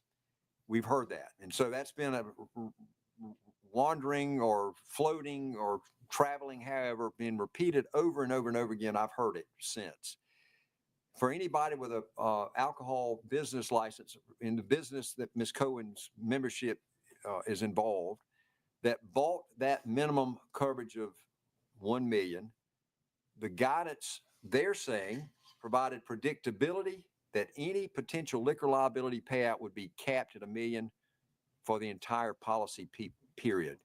That's what those in the insurance industry were telling the world. And for those carriers insuring an aggregate of that 1 million, again, for the quote unquote period of the license, which is a biennial license, regardless of the number of the claims, those rates should be substantially lower than a policy insuring $1 million per occurrence. However, Department of Revenue's guidance did not appear to have any impact on the liquor liability insurance rates, which apparently anecdotally and believe it, see your premiums, see the rate shock continue to rise. My question to you, Director Wise, is why not? There's a lot to unpack there. So I guess what I would say is with that, we've continued to see premiums increase. Why it didn't impact it the way they expected, I'm not sure. We're not in there every day with those insurance companies, but typically what you would expect is whenever you have a sublimit like that on the occurrence and not the aggregate, you would expect to see the pricing come down because you wouldn't have that $1 million hit. You might have a $500,000 hit, and the likelihood of having two $500,000 as opposed to $1 million, they might say that there's a difference in the risk there whenever they're assessing it, the insurance companies. So as to why it didn't come down, I think we've already seen momentum of the rates. The premiums have increased over time. I've got some information here I was going to run through, but so I don't have a great answer for you as to why specifically that did not impact it. My understanding was that insurance companies felt like that would be helpful. Agents felt like that would be helpful. Bar owners felt like that would be helpful. But I don't know that it's played out that way, to your point. And not that one is good or one is bad, but the bar owners in my district, which is the #1 tourist destination in our state, it's a great place. A number of you got beautiful hats today. From Daytona Beach, Myrtle Beach, with your name on it. But nonetheless, folks come to Horry County, they come to our state, they come to Charleston, they come to Richland County, they come across the state because it's a great place to vacation, to play, to work, to hold conventions, all those fun things. And so the tension between the people that are saying to me at home, Luke, please help us with the rates, and a regulation or again, a guidance issued to the world, which is as best we could do, and the representation by those folks buying the coverage from these folks or relying upon this representation, when the number doesn't go down, the quandary is, again, why not? You've answered why to the best you can, but this is a regulated or it is not a regulated subset of coverage that these poor restaurant owners or bar owners who are trying to do it right do or do not have your protection. I'm going to give some background. So at the Department of Insurance, we are tasked, one of our core tasks is to make sure that insurance companies are solvent. financially. The idea is that they need to have money on hand to pay claims whenever there are claims. And so that is a big piece of what we do. So I would say there is solvency regulation of all the admitted carriers in our market across any line of business. But I think the question usually comes up with rates. So personal auto or homeowners carriers would have to file rates for approval with us prior to implementing. With liquor liability, it is one of the commercial lines of business that is excluded from that requirement.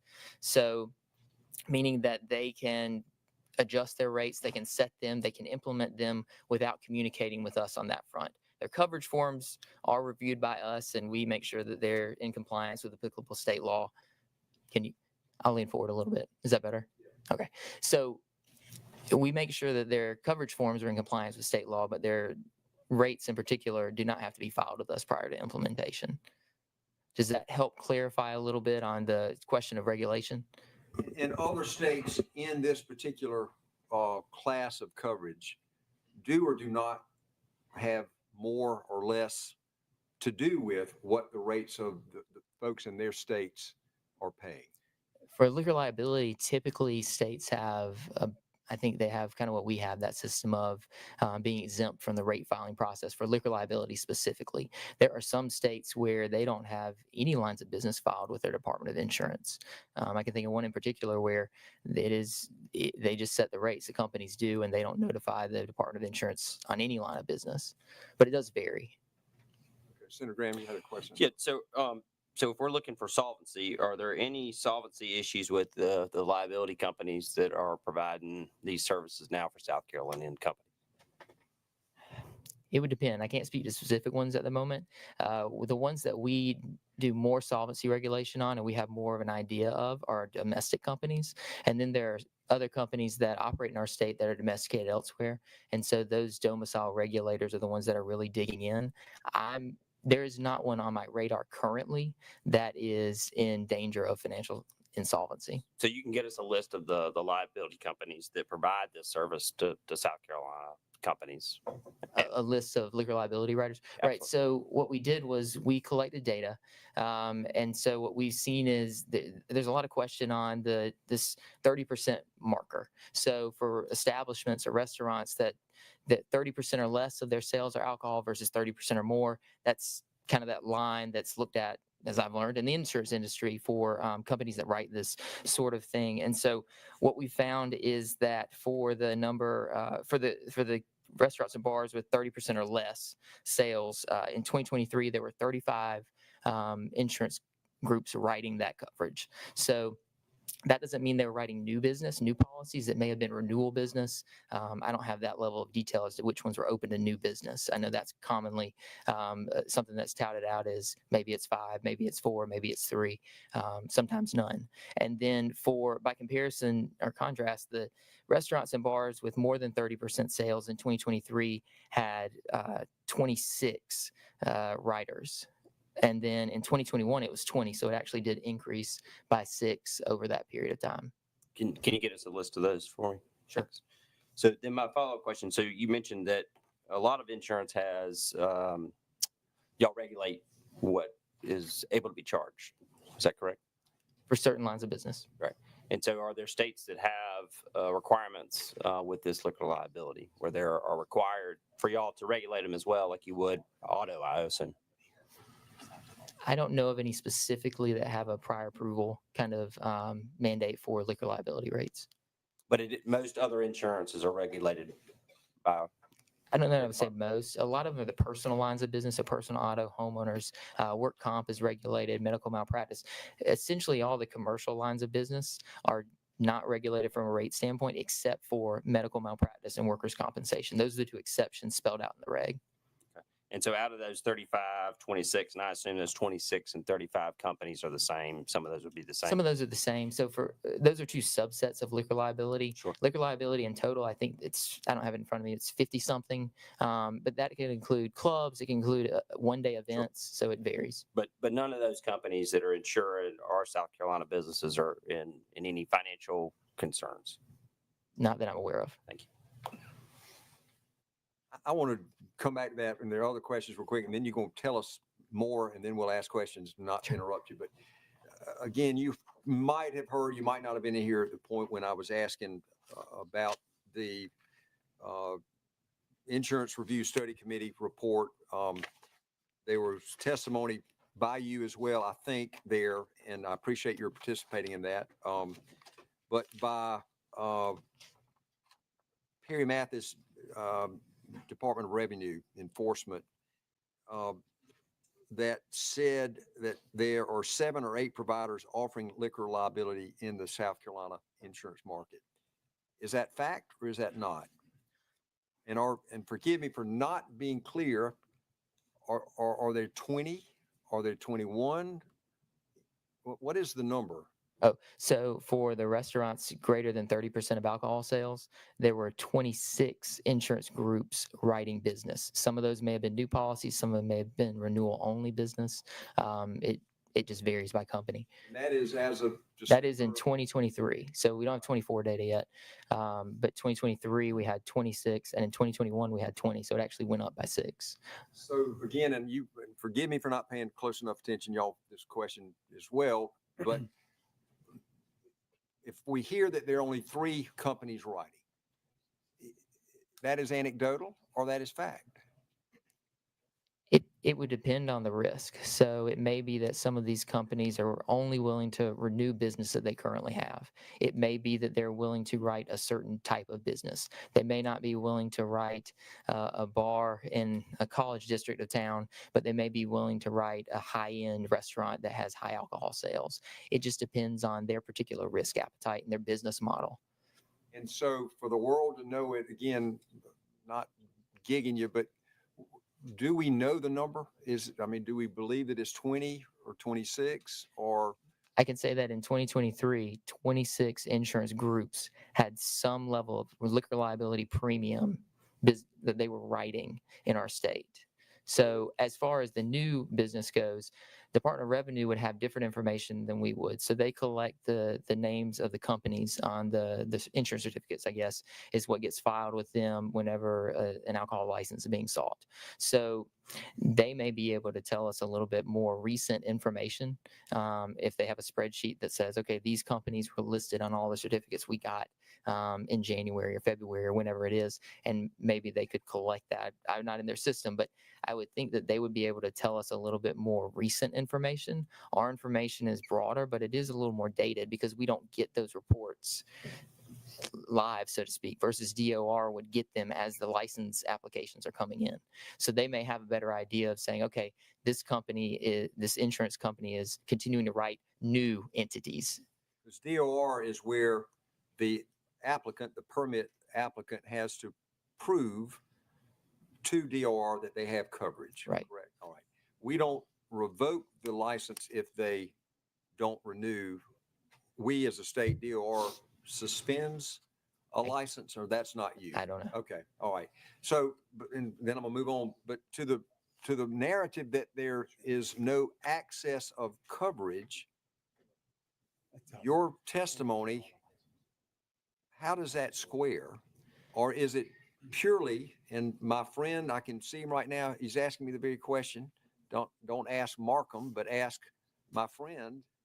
Luke, it isn't access. If I can't afford it, it's inaccessible. Is it rate that you would have the committee or the world to know is the problem with liquor liability coverage in our state? And I'm jumping way maybe ahead of where you're going, but. Sure. So I can't speak to 2024 or 2025 because I just don't have that yet. It just takes time to get that. But I can say in 2023, it looks like there were options, at least for some individuals. But everything we're hearing is that it's shrinking. So what I can speak to with the rates is the average premiums for. Real quick, and I hate to be particular, but everything we're hearing would be the anecdotal. Everything we're seeing would be what? Would it be DOR? Would that be the font for that specific fact right there? I think in a couple of years, maybe next year, I could give you 2024 data at this point or later in 2025. So, but if you want the more recent data, I'm not at DOR, so I can't speak exactly how the systems work, but I would think they would be able to pull it. We've asked them for information like that before, and it's anyway. Go ahead. But so for the restaurants, and I'm just gonna call them establishments with less than 30% alcohol sales, from 2021 to 2023, their average premiums increased by 24%. Now, for the greater than 30% alcohol sales establishments, their average premiums from 2021 to 2023 increased by 180%.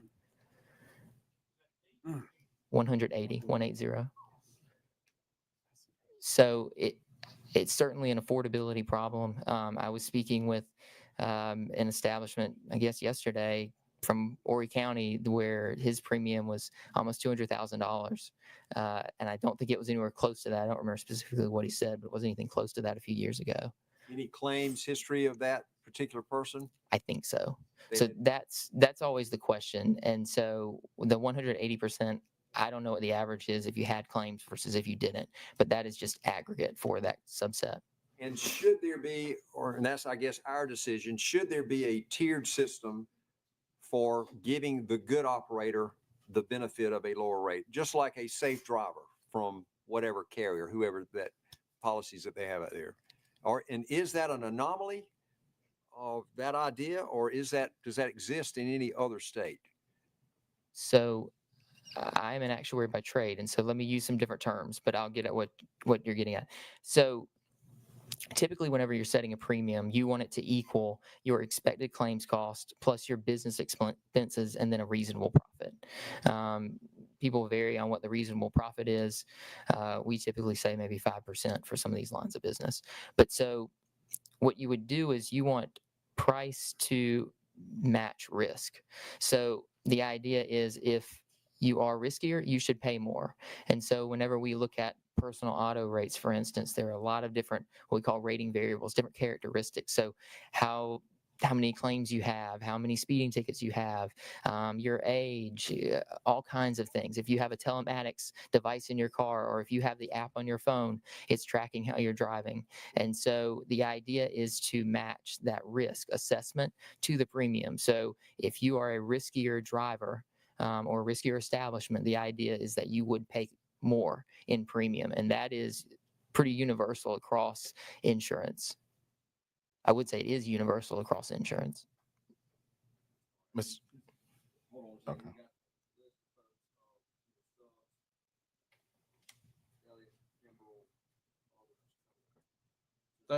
Thank you, Mr. Chairman, and thank you for being here. And one thing that I wanted to ask you about, just because I don't understand the industry, obviously, like you do, and something that was, kind of raised me, I don't know, 6-8 weeks ago now. I was actually in our deacons meeting. I go to church in Rock Hill at lovely church, Neely's Creek ARP.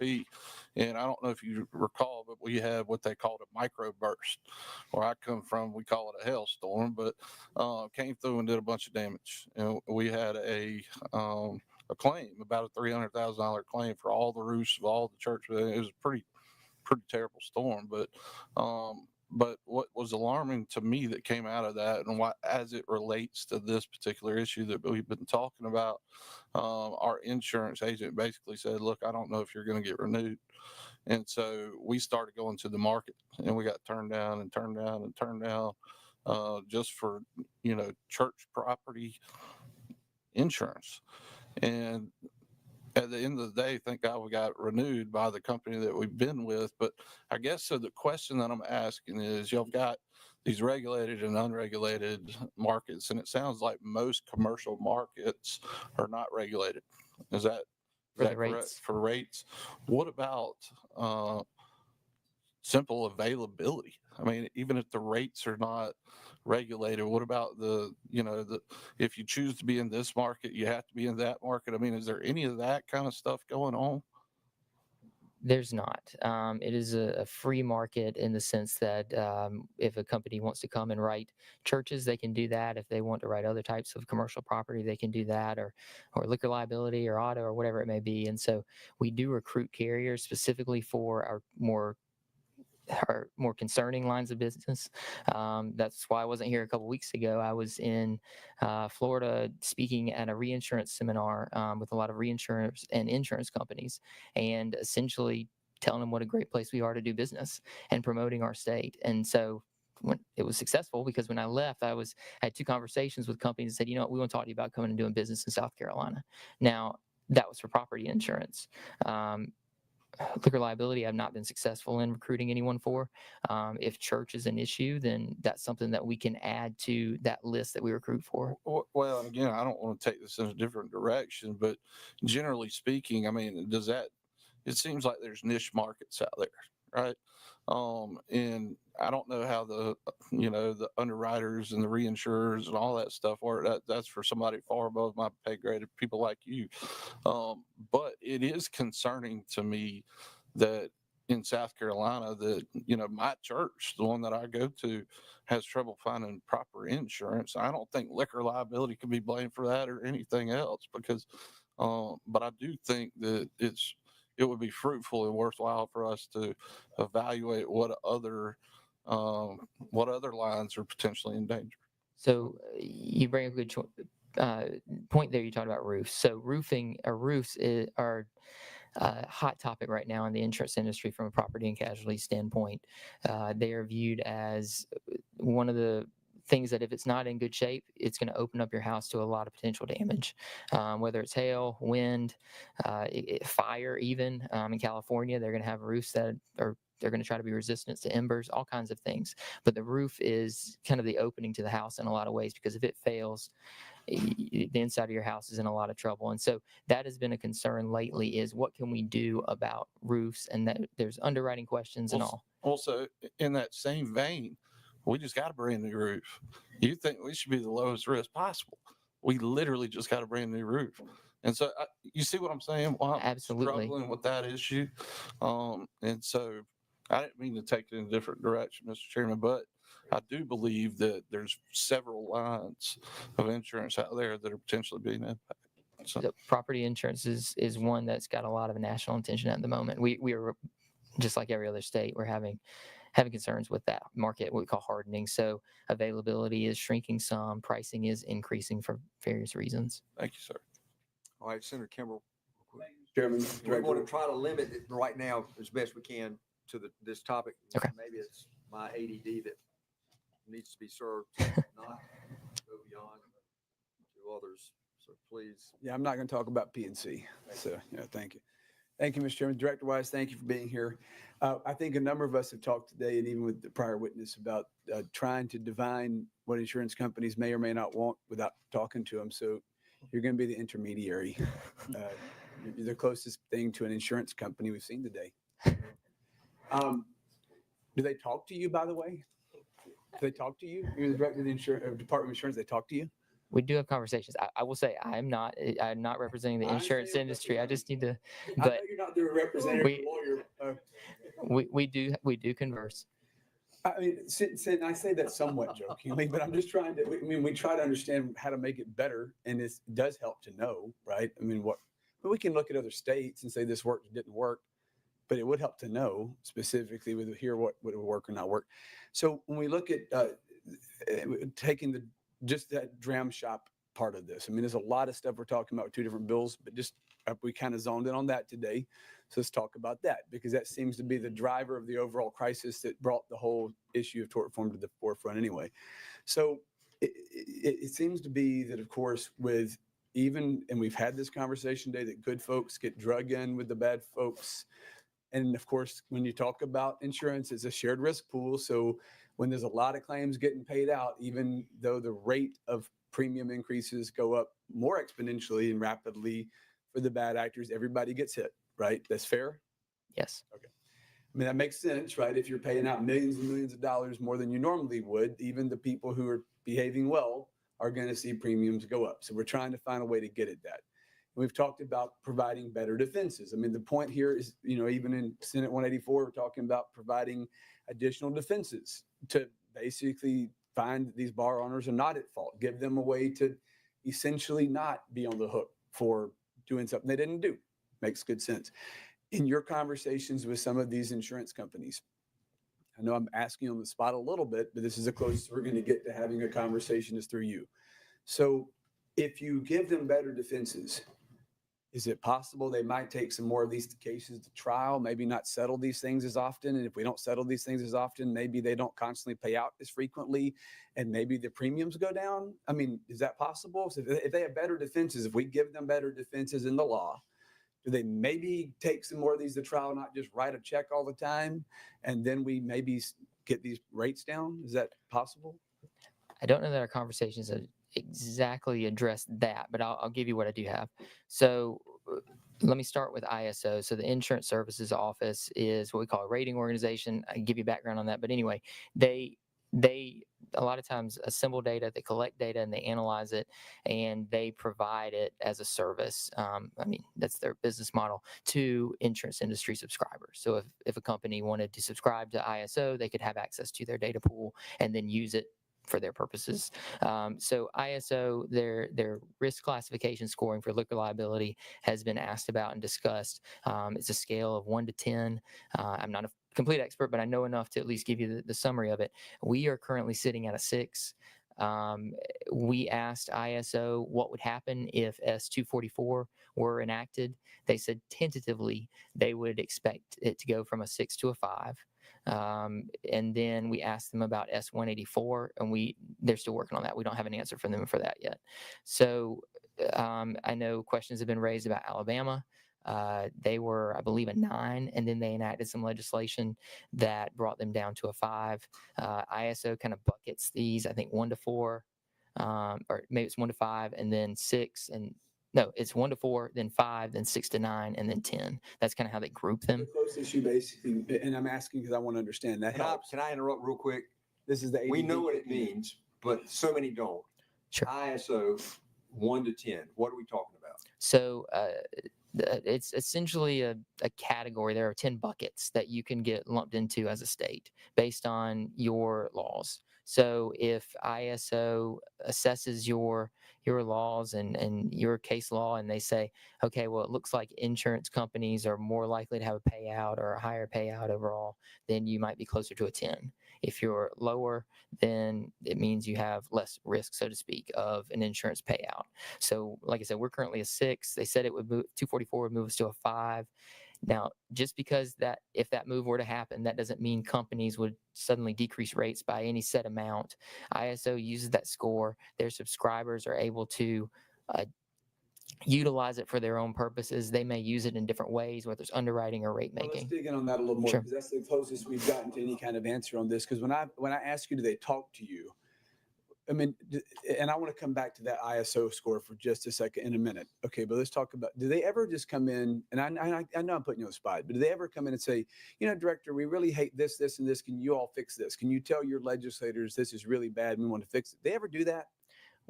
So a couple of answers to that. One is we do meet with carriers, like I said, to try to recruit them into our state, especially for troubled lines.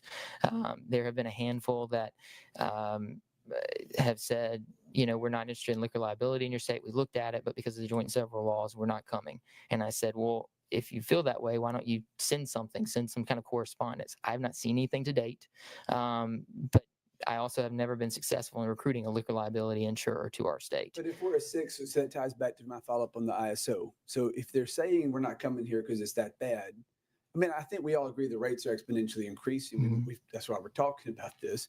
But if we're a 6 and they're saying that if we pass 244, we only go to a 5, I mean, who's the worst? I mean, if Alabama was a 9, that's obviously pretty close to the worst. But who's like a 1? Is anybody a 1? I mean, is it like Utah where nobody drinks? I think there is one state. There is a bar. There's a bar in Salt Lake City. That's why I don't ski there. I can't have a beer. Salt Lake City. I think there's maybe one state, and I think I know which one, but I don't want to say it and be wrong. But I don't believe there are very many that are 1s. So how have we skyrocketed so much? If we're at a 6, how do you get to where they're happy to bring rates down? I mean, I'm asking that sincerely. If you're 6, I mean, we're not 9, we're not Utah, but how do you get to a point where you can bring the rates down? I mean, if we do all this work and we get to a 5 and there's no guarantee they bring it down, what do you do to make them happy if they don't talk, if they haven't corresponded with you and you're the director of the Department of Insurance and they sure as hell aren't talking to us? what do you do? So we've been asked to be the intermediary before, and so I specifically asked some of our top writers for liquor liability, okay, what is it that you want? Again, I'm not saying good or bad, I'm just passing it along. So one of the things they mentioned was joint and several liability. They wanted that addressed. How? I don't know, but they wanted that addressed. Another thing that they mentioned as an issue was a lack of a substantive dram shop law. They also mentioned the lack of damage caps. They mentioned the $1 million liability limit requirement. And then they also mentioned time-limited settlement demands. I'm an actuary, not an attorney. So I've pretty much exhausted my knowledge of what that means. They throw around Tiger River doctrine as well. That's to other people to decide what to do with that information. But those are the things that were consistently stated to me. And so those are some of the things that we shared, I guess it was last year, in some of the discussions for the, I wasn't in front of this full committee This then. is my last question on that, Director, and I appreciate your answer. And you've done, I mean, look, honestly, this has been illustrative. This has been better than anything I've gotten so far in terms of trying to understand what their thinking is. If you had to like be Nostradamus on this, if you go from 6 to 5, if you get an ISO improvement of 1 downgrade, I guess it's an upgrade, downgrade, what impact does that have on rates? I mean, like if we're at 108% increase on this 30%, or if the 30% and up category for bars and restaurants, right? That's a lot of the folks that if you're going to go to a bar, that's 30% and up. That's a lot of those folks. If you're seeing 108% increase back in 23, I think that number is probably a lot higher now based on what I'm hearing back home. So if you're talking 108%, 200% increase, right? If you go from 6 to a 5 ISO rating, what impact correlating rate, what kind of correlating rate impact does that have? Well, we've been a 6 for a while. I don't know how long we've been a 6, if it's since 2017 or a different point in time. I heard at one point, I just can't recall. But so if we've been a 6 this long and the rates have continued to increase, I don't know that decreasing to a 5 is going to sway anything one way or the other, to be candid, because insurance companies have the option to utilize that in their toolkit. I don't know how many are actually using it or considering it. I just don't have a way of knowing that. Thank you, sir. Appreciate your candor.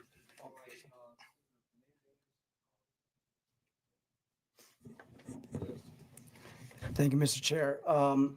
Just as a beginning of transparency, I am a plaintiff's attorney, personal injury, and I appreciate you being here, Director Wise. It's great to put a personal face to a person who I actually have to serve UM and UIM process services to. It's great meeting you. Nice to meet you Thank too. very much.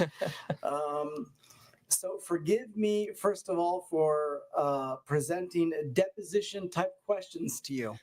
I don't know which camera I'm looking at, camera 1 or camera 2. I'm going to ask these questions here so I can get these on social media later tonight. Let's turn down the lights. Let's add some background music. Thank you, Senator Massey. Get out of the camera's way. Thank you, Chair, Mr. Chair. So, Mr. Director, and forgive me, I already know the answers to these questions, but I have to ask them anyway. Can you point to specific language in this bill that guarantees insurance rates will decrease for small businesses, specifically bars? I cannot. What it comes down to is whenever you're analyzing rates and what to do with them, typically insurance companies look at the frequency and the severity of claims. So forgive the jargon, but I'll explain it. So the frequency of claims is pretty straightforward, just how often the claims happen, relatively speaking. The severity of claims is the average cost of those claims. And so whenever you combine those, you get an aggregate cost for all of your claims. So what I would say is any attempts to lower premiums would really need to address claim frequency and or severity. So frequency, obviously we're talking about DUIs.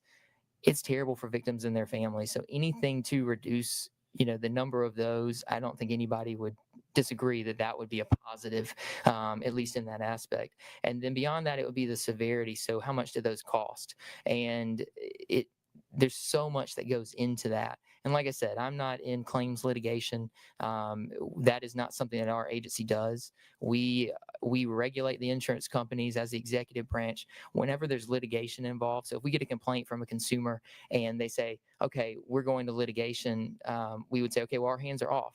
Really, we don't have any jurisdiction anymore. It's up to the court to make a determination. And so that's one of the reasons why we don't have that expertise. And honestly, I can't imagine having the staff to try to have that expertise.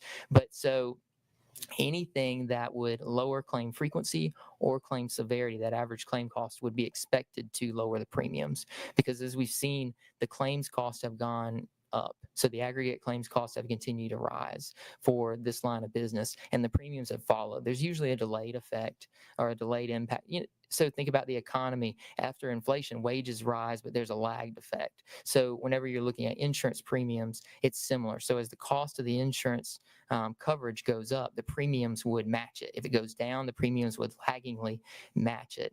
And so that's what, anything to get at that is what we would expect to address some kind of affordability issues. And then beyond that, availability could come into play too, because you've got the claims cost, but then you've also got uncertainty. So insurance companies say that, they tell me, just the messenger, that they have uncertainty in this market. And so they feel like they need to charge more to cover that uncertainty. So you've got rising claims cost as well as the uncertainty. And so that's what we hear. And so some of that's just basic insurance rate making theory. I'd be happy to talk to you about the Warner Modlin basic rate making paper after this if you want to. It's about this thick, and you have a good nap. But that's the crux of it whenever we're analyzing it from a rate making standpoint. So hopefully that just gives some context and background. It does, and I appreciate that, because a lot of times I take a lot of family and friends out to dinner all the time, and I'm always paying for the bill. And they always say, thank you, Tom, for paying for the bill. And I'm like, don't thank me. Thank all the crappy drivers of the low country. But let me ask another question then. When it comes to businesses, because we're talking about Dram Shop, what protections exist for businesses if an insurance company delays or denies a legitimate claim?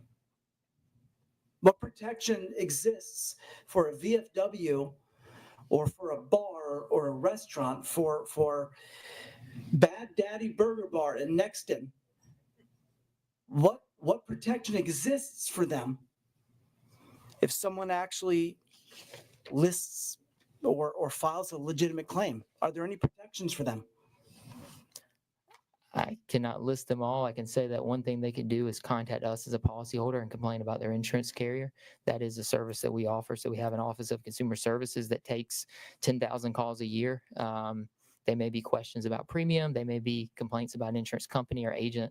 If it's a licensee of our department, we can investigate those and go forth. So it just depends on the situation. Okay. And another question, and forgive me, Senator Sutton, but does this bill place an unfair burden on businesses by forcing them to police their customers beyond what's practical? And let me explain that. You have these bartenders who have to determine when someone like myself, who's overweight, who's fat, how soon will Senator Fernandez get intoxicated compared to skinny Senator Sutton? Are we placing an unfair burden on these bartenders to determine when I will get drunk? And I know this sounds tongue in cheek, but we're asking these bartenders to determine when someone will actually become intoxicated and when they should stop serving them compared to someone else. Is there an unfair burden upon those bartenders or upon those businesses? I can't speak to that. That's outside of my purview. Okay. So if bars and restaurants are required to carry $1 million in liability insurance, have you as the director received any guarantee from insurers that this will result in lower rates? I have not. And I think Senator Massey touched on it, where the insurers they have to collect the data. They have to see what happens before they know what they're going to do from a business standpoint. And insurance as a product is vastly different from a lot of others. So a widget you would produce and you would know the cost when you sell it, generally speaking. But insurance coverage, you can estimate it, you can project that risk, and there's a lot that goes into pricing insurance, but you don't ultimately know what it's going to cost. And so typically what an insurance company would do is collect data and see how it develops. So Florida was mentioned earlier, and that's what we've seen there. And so I don't know. I don't know what they would do. And they have made no guarantees, just to clearly answer your question. Thank you. And just one last question. We're not 100% positive that Bill 184 or even going forward, Bill 244 will absolutely lower premium rates for restaurants, bars, or anyone else in the hospitality business, correct? I would say if it lowers those claim costs, the claim severity, claim frequency that I mentioned, then you would expect premiums to decrease. I can't say with a 100% certainty. Thank you. That's all I have. And if they don't decrease, shame on us. Policy question, not for you. Oh, Senator Elliott, forgive me, but, and that's a fair question. Don't you agree? Not for you to answer. Thank you. Thank you, Mr. Chairman. Director Wise, you alluded to it'd be good to have a tiered system based on risk, and you talked about maybe there were certain provider or insurers based upon alcohol to food ratio and those sort of things. Okay, if you don't regulate, if the Department of Insurance doesn't regulate this line, this commercial line, how could we implement a tiered structure if you don't know what the rates are and you have no ability to regulate those rates? I guess there are different ways to look at that. So typically an insurance company, not typically, but every insurance company wants to compete. And so the way things have gone is there's more and more data out there, and the algorithms for rate making have continued to get more and more complicated. More rating variables, more rating characteristics. So whether it's the percentage of alcohol sales, your geography, whatever it is, in order to compete, you have to start to what we call segment your rating plan. So you have to have a lot of different buckets. Otherwise, another company will do that, and they will end up getting all the good risks because they'll say, you know what, this group, we can charge them a little bit less. So we're going to do that. And then all the good risks, all the less risky entities, establishments will go to that company. And then all of a sudden, the ones that aren't as good a risk, the ones that are riskier, will stick with the companies that have not implemented that, what we call segmentation. And so we call that adverse selection because the insureds, the policyholders, will go with the cheapest premium typically. So if a company doesn't segment, they will get left in the dust, and essentially they'll be the dinosaur that goes extinct. So as far as I think the question is on rate regulation essentially. So with that, there are a couple considerations. So one is if liquor liability rates were subject to prior approval before being implemented in our state, and we had to review them, we would get more information on the rates, on the rating structures.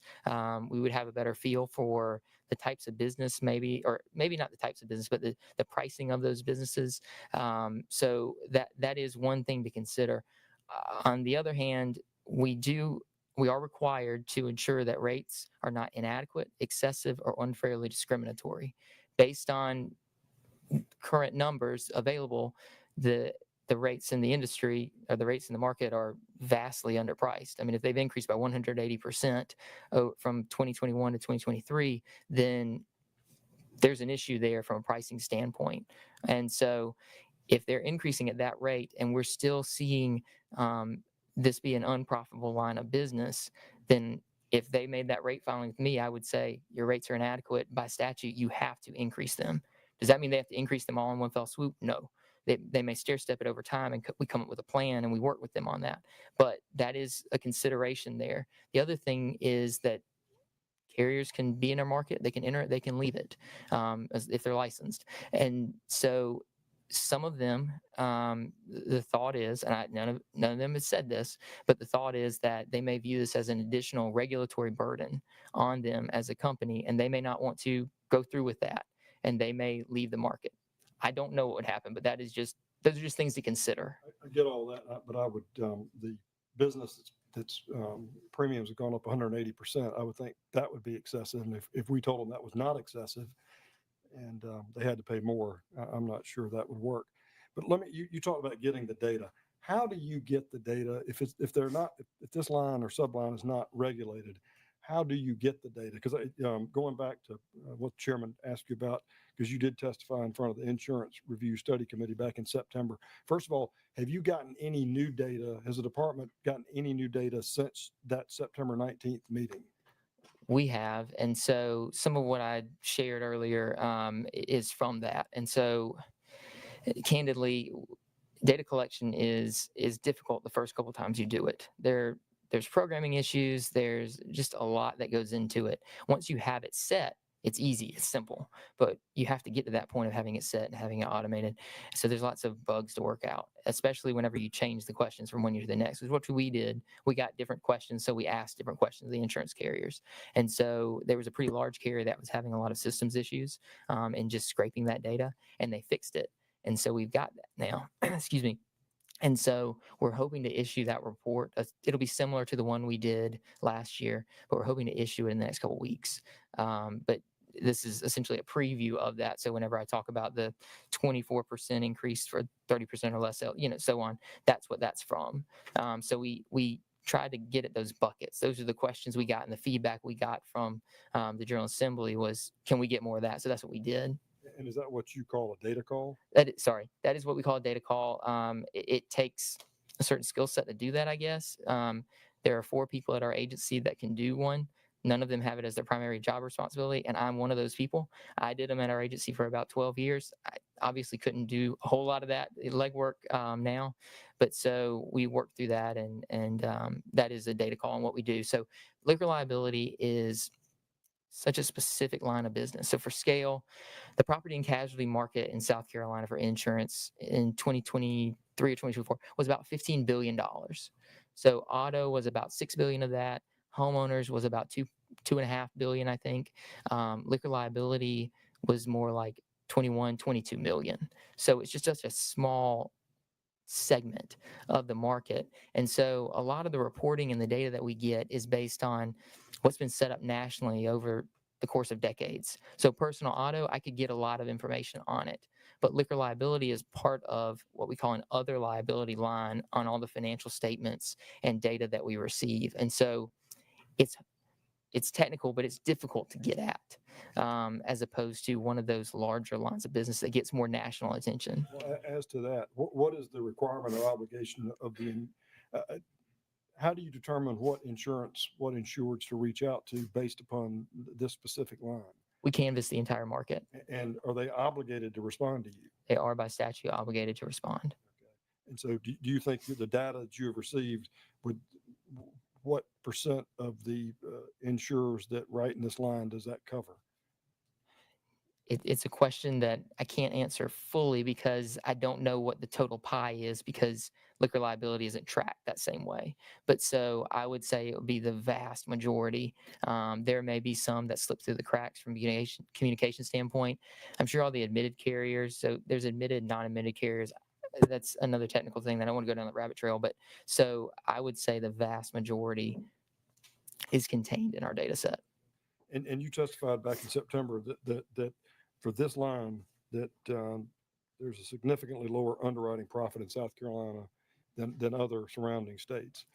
So I don't have those exact numbers in front of me, but I can tell you we look at combined ratios, and just for those that aren't in insurance, a combined ratio essentially compares the amount of claims cost and business expenses that are paid out to the premium that's collected.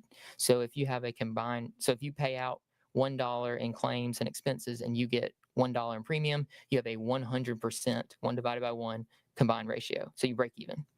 If you have a 200% combined ratio or higher, like is often the case for liquor liability insurance from year to year, then you have paid out 2 times what you've taken in essentially. So there's a lot of red ink. But this information, and how do you verify the information that you're given? Do you have the ability to go back and make sure that what you're getting is accurate? So the onus is on the companies to give us accurate data. If they knowingly give us false data, then obviously we have punitive measures. I mean, obviously we have punitive measures we could take. How do you know that what they're giving you is accurate? So there is trust there, because if they get caught giving us inaccurate data, there would be a lot of consequences. So the only way to really know would be to go audit their books. So if we audited the books of the entire insurance industry, I guess we would know. But You've accepted what they've given you as being correct. In fact, we're reporting it as the information given to us. have you audited any of these carriers, these insurers on this subline? We have not audited their books versus what they gave us per se. What we've done is we've analyzed the data sets that they've given us and looked for erroneous data. So last year, there was a company that I won't name that told us they had $3 billion in liquor liability losses in our state in 1 year. That's not true. So we went back to them. We caught it because we're what we call cleaning the data, scrubbing the data to make sure that there aren't these crazy anomalies that occur. And so they fixed it, and their decimal was off. But that's what we do, is that's part of the data call process, is to go back through and make sure that there's nothing that looks erroneous. So it's a statistical process. That's all the questions I have. And forgive me, and there are others on this list, but this, again, you're our gatekeeper. You are appointed by the governor. I long ago introduced a bill to have that an elected position. North Carolina does it.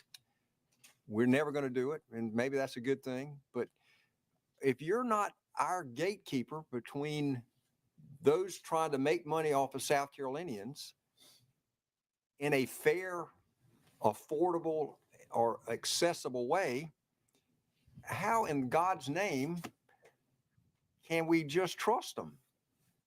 And I mean, for the love of God, I got to have some teeth. I mean, to the point Senator Elliott raises, you've never taken punitive action against any carrier, and maybe warranted, and maybe I'm wrong, maybe I misheard that. You mean for the data call? For the data call and the false numbers in, false numbers out. You called BS on the claim that $3 billion had been paid. I think you said $3 billion. Right. And that was easily verified, I guess, by what measure? The company looks at their books. So to verify this, what we would have to do is audit every company's books. So we have 1,000 plus insurance companies operating in our state. So to audit each of those would be a significant time and dollar impact. So I guess theoretically you could do it. I don't know what that would do from a standpoint of the insurance companies operating in our state, if they would say that's a regulatory burden we don't need or not. But quick interruption. Isn't that kind of the boogeyman here? We're afraid that they might leave. They might not want to do business in the fastest growing state, number 2 in business nationally, Horry County and other great counties, 46 and all, booming mostly. I mean, we're afraid that they might not come or they might leave when they're making a lot of money, and God bless them in a capitalistic society. But at what cost is the tension that I am tasked to figure? And you're our guy. You're the department. And you hear these things from new companies that you talked about, I think. They're afraid that this might be an issue, that might be an issue. But you've got 50 plus carriers in our state right now. How many do we have in our state? for liquor liability, All coverage. thousands. We have thousands of companies operating in our state. So I'm talking about insurance. Sure. Property, casualty, auto. We have 1,000 plus carriers operating in our state in the PNC market. And then Not all of them write all lines of business, of course. But so we have highly competitive markets in a lot of senses. So medical malpractice is a highly competitive market. Workers' compensation is a very highly competitive market. It is probably the best performing PNC market from the standpoint that we've seen rates, the loss cost, which I could explain what that is, but that is the core of what's used for the ultimate rates that are charged. We've seen those decrease 40 or 50%, I think, in aggregate over the last decade. So the good thing with workers' comp is you can address some of the claims issues, but auto is very competitive. Coastal property is a concern right now, and basically throughout the country, any catastrophe exposed property insurance is a concern. So wildfires in California, Louisiana, Florida, hurricane everywhere up and down the East Coast, hurricane risk, and then liquor liability is the other market that right now is the most poorly performing by all accounts. So Loss ratio to dollar in, dollar out ratio. right. And so you mentioned the profitability. So in 2023 for property and casualty insurance, the underwriting income for the all lines of business, all carriers combined was about 5%. And so I hear about record underwriting profits. I can say they're not making record profits here in total. I saw a report today that the property and casualty industry was estimated to have a $2.6 billion net underwriting loss in 2024, following a $23 or $24 billion net underwriting loss in 2023, based on an AM Best analysis. That's a rating Mr. Chairman, I want to go back. Did you say that in 2023 that basically they made 5% profits? Is that what you said? And for the property and casualty insurance industry as a whole, so not liquor liability, but as a whole, But that's far and away the biggest. well, it would be inclusive of auto, home, work comp, med mal, liquor liability. It was 5%, about 5%, so 5 cents on the dollar. Now, I think I understand the thing about how do you know they're telling us the truth?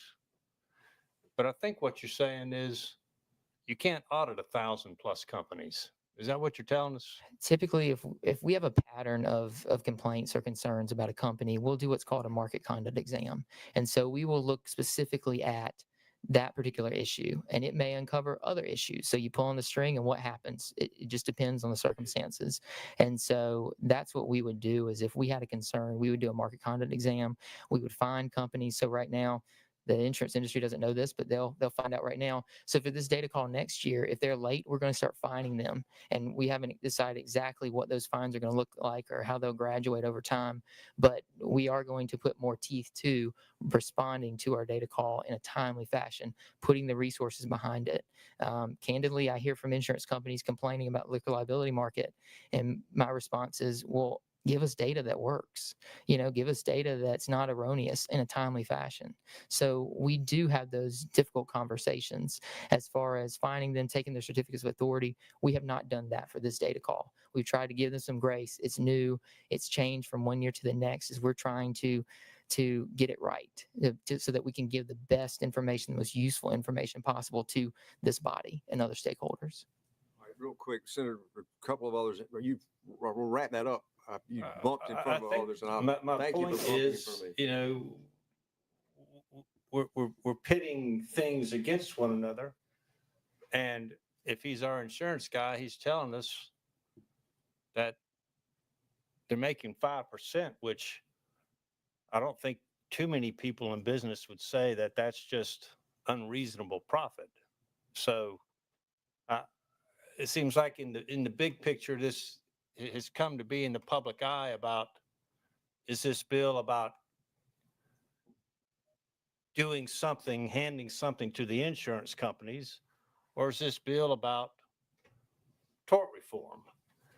And we're searching for facts. I understand that. You've made that reference on several occasions, anecdotal versus what someone's telling us based on the numbers. And I'm just making the point that's a pretty important number in my mind if he's telling us the insurance companies have a profit in 2023 of only 5%. And that number is based on audited financial statement data. Companies have their financials audited. Insurance companies have their financials audited like any other company would. Thank you. Senator Kennedy. Thank you, Director. It's good to see you again. A little bit ago, you said they gave you a number of $3 billion in losses. Do you think that would have contributed to rates going higher? Oh, if it were true? No, I mean, if they thought their number was true, because I I would assume they gave that number to you in good faith. So is that what they? I'm pretty sure that, so here's a lot of times with pricing in a company, what'll happen is the actuaries or the pricing folks, the data scientists, whoever it is in that company would go through and they would analyze the data. They would come up with their claims estimates for projecting them into the future based on historical data, based on trends they're seeing. And so that kind of thing would get caught during the process. It would go through that. And then if it didn't get caught there by some miracle, it would also get caught by the management that's making decisions. So they would look at it. If you had a $3 billion loss, then it would immediately trigger all kinds of red flags, and they would start looking at that. What happened in this instance was that they programmed it and they sent it because they were under the gun from a time standpoint, and they made a mistake. Okay, so they got their number right, but then they sent you the wrong number. Through their other process, they would have identified that there was an issue. So nobody looked at the number. That was why I was ticked off, to be honest, whenever I found out about it. And we let the company know, and I'm not saying their name, but they know who they are. And we had some not fun conversations about it. And so we talked about market conduct exams, things like that.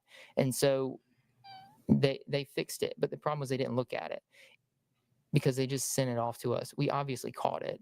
But so in their internal processes, they would have caught it. There would have been lots of eyes looking at it. Whenever it came to making a business decision, they would have said, oh, we need to increase our rates by 10,000% because we had $3 billion in losses, or we need to pull out of this. I mean, somebody would have caught that from a business standpoint. But it was a terrible error. Don't get me wrong. Yeah, and it seems a little curious that we're talking about 5% profit, but I mean, I don't know who else has investments in the insurance through stocks and all, but their stocks do not represent that they've made a 5% profit. That's not representative in the stock market. It's also not representative in the fact that they've made historically high profits in the billions. It's also not representative in the fact that they donate millions of dollars to woke causes. It's not representative in salary increases to their executives. So this 5% profit, I understand they sent you some numbers and it's audited numbers, but I did read an article that said that there is a game, a shell game that insurance companies play, and all companies play this game where if you imagine a pitcher of water and you fill it up, and then you've got subsidiaries, which are cups, and then you pour a little water in all these subsidiaries so that you can drink out of these cups, these subsidiaries, and then you go back with your audited numbers to the Department of Insurance and you say, this pitcher, it's almost empty. We made 5% profit. Now, I'm not in your shoes, but I would like to figure out if that's happening here, or if they're being completely honest with us, which I don't know that for-profit companies have any type of mission other than making a profit, because they are held to that mission by their investors and their owners. So I don't know that we want to just not have them in the room to talk to us, because they are not here. They haven't sent a representative. They don't give you all of your information that you request. I know we had a meeting in my office and I said, tell me why these liquor liability is so expensive. And you told me, well, these billion-dollar companies with thousands of employees, they just can't get me the information. But yet they're running the risk. They're auditing, they're doing actuaries, they're looking at all these numbers, but they can't get you this information. But yet the whole point of their company is to assess risk at that level to then see what they're going to sell these contracts for to these individual companies. But yet they can't get you that information. That doesn't make any sense to me. So we know the insurance company it's a billion-dollar industry, and that's great. I wish I was born into a family that could be a part of a billion-dollar industry. I don't know that they're giving you all the information. We know they're not talking to us. We know from what you've told us today that they're not giving you everything. Another industry that's $1 billion industry is pharmaceuticals. And so if they're going to tell our director that we need to just pass these laws because it might help, does that not sound a little bit like some $1 billion industry talking to a director and saying, why don't you wear a mask and get a vaccine and it'll be 2 weeks to stop the curve? I mean, I don't want you to be in a bad position coming up here if we listen to you because you're listening to them and then something really bad happens. I feel like we need to get more information so we can do right by the people that we represent. I mean, we're elected not by big corporations. We're elected by the mother, the father, the teacher, the plumber, the electrician. We're elected by the family that has a small business. Maybe it's a bar, maybe it's a restaurant.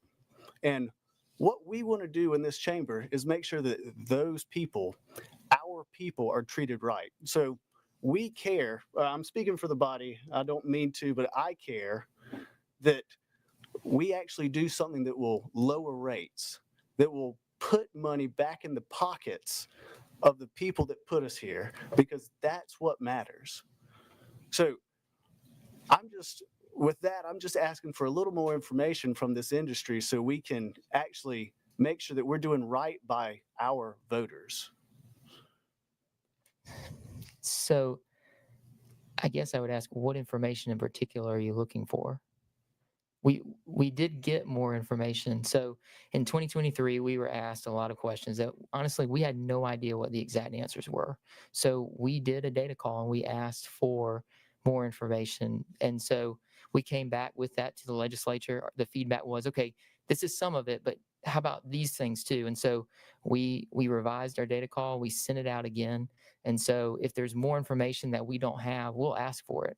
And I would say that we did end up getting it from the carriers. There was just that one in particular that they were having systems issues, to be honest, from an IT standpoint, and they fixed it. And so I would say that this What is about the shell game? Like, is that 5% actual? Is that actually 5% in profit? Is that why they're having historic profits? Is that why salaries are increasing for their executives? So you mentioned shares as well. I can't speak to that part of it. We don't regulate that, certainly. But as far as the 5%, it is accurate. It is for the risk, the business that is written in our state. So I know that there was an article that came out in the Miami Herald. I didn't read it. Honestly, I didn't have time. But I know that I saw the headline. What that pertains to, I have no idea. I don't know the details of the article. I don't know anything about that report. I can tell you that we don't have any. Could you read it and see if that's something that's happening here? Because you are the director. You're supposed to be, right, not representing the insurance industry, not representing the corporations that are making money. You're representing the people of South Carolina and the small businesses of South Carolina. So, I'm not in your shoes. I don't know if that's accurate, but I did read an article that brought that up, and it makes sense because I've seen it happen in other things. I was in wealth management before, so stocks, investments, that makes sense to me. And if they're playing some funny business so that they can influence legislation that will allow them to play some more funny business, I'd like for our director and the department to look into that. Because like I said, I think all of us are in agreement that we want rates to decrease. And so we are trying to figure out how to do that to where it benefits the people of South Carolina. Well, first, no, I'm not aware of anything like that. I haven't heard any allegations of that in our state. Article was the first time I'd seen anything about that anywhere. As far as I can't be clear enough. I'm not here to represent the insurance industry, the companies, the agents, anybody other than the people of our state. So my job is to serve the citizens of South Carolina. So the way we do that, we serve and protect them by working towards having a functioning insurance market, by regulating these carriers. First and foremost, departments of insurance sprung up to ensure financial solvency so that whenever a policyholder has a claim, whether it's liquor liability, life insurance, whatever it is, there would be money on hand to pay that claim, to make good on that contract, that promise that was made to the policyholder. So everything we do is in the interest of that and working to make sure that policyholders have options. So we talk about the market. I can't make companies right. I can't make a market appear. I can hurt a market if I make poor decisions, but I can't make one appear out of thin air. I can recruit carriers. I can make us easy to work with from the standpoint we answer the phone whenever you call. We're a good place to do business because as a regulatory partner, we will talk to you. We will give you the honest truth, whether you want to hear it or not. We may disagree, but at least you know where we stand whenever we get done. So as far as protecting the policyholders and serving them, that is what we do each and every day. And I think about it every day whenever we come into the office. So I don't speak for the insurance industry. Where are they? I don't know. Is it frustrating that I don't see them up here and I'm up here answering the questions for them? Sure.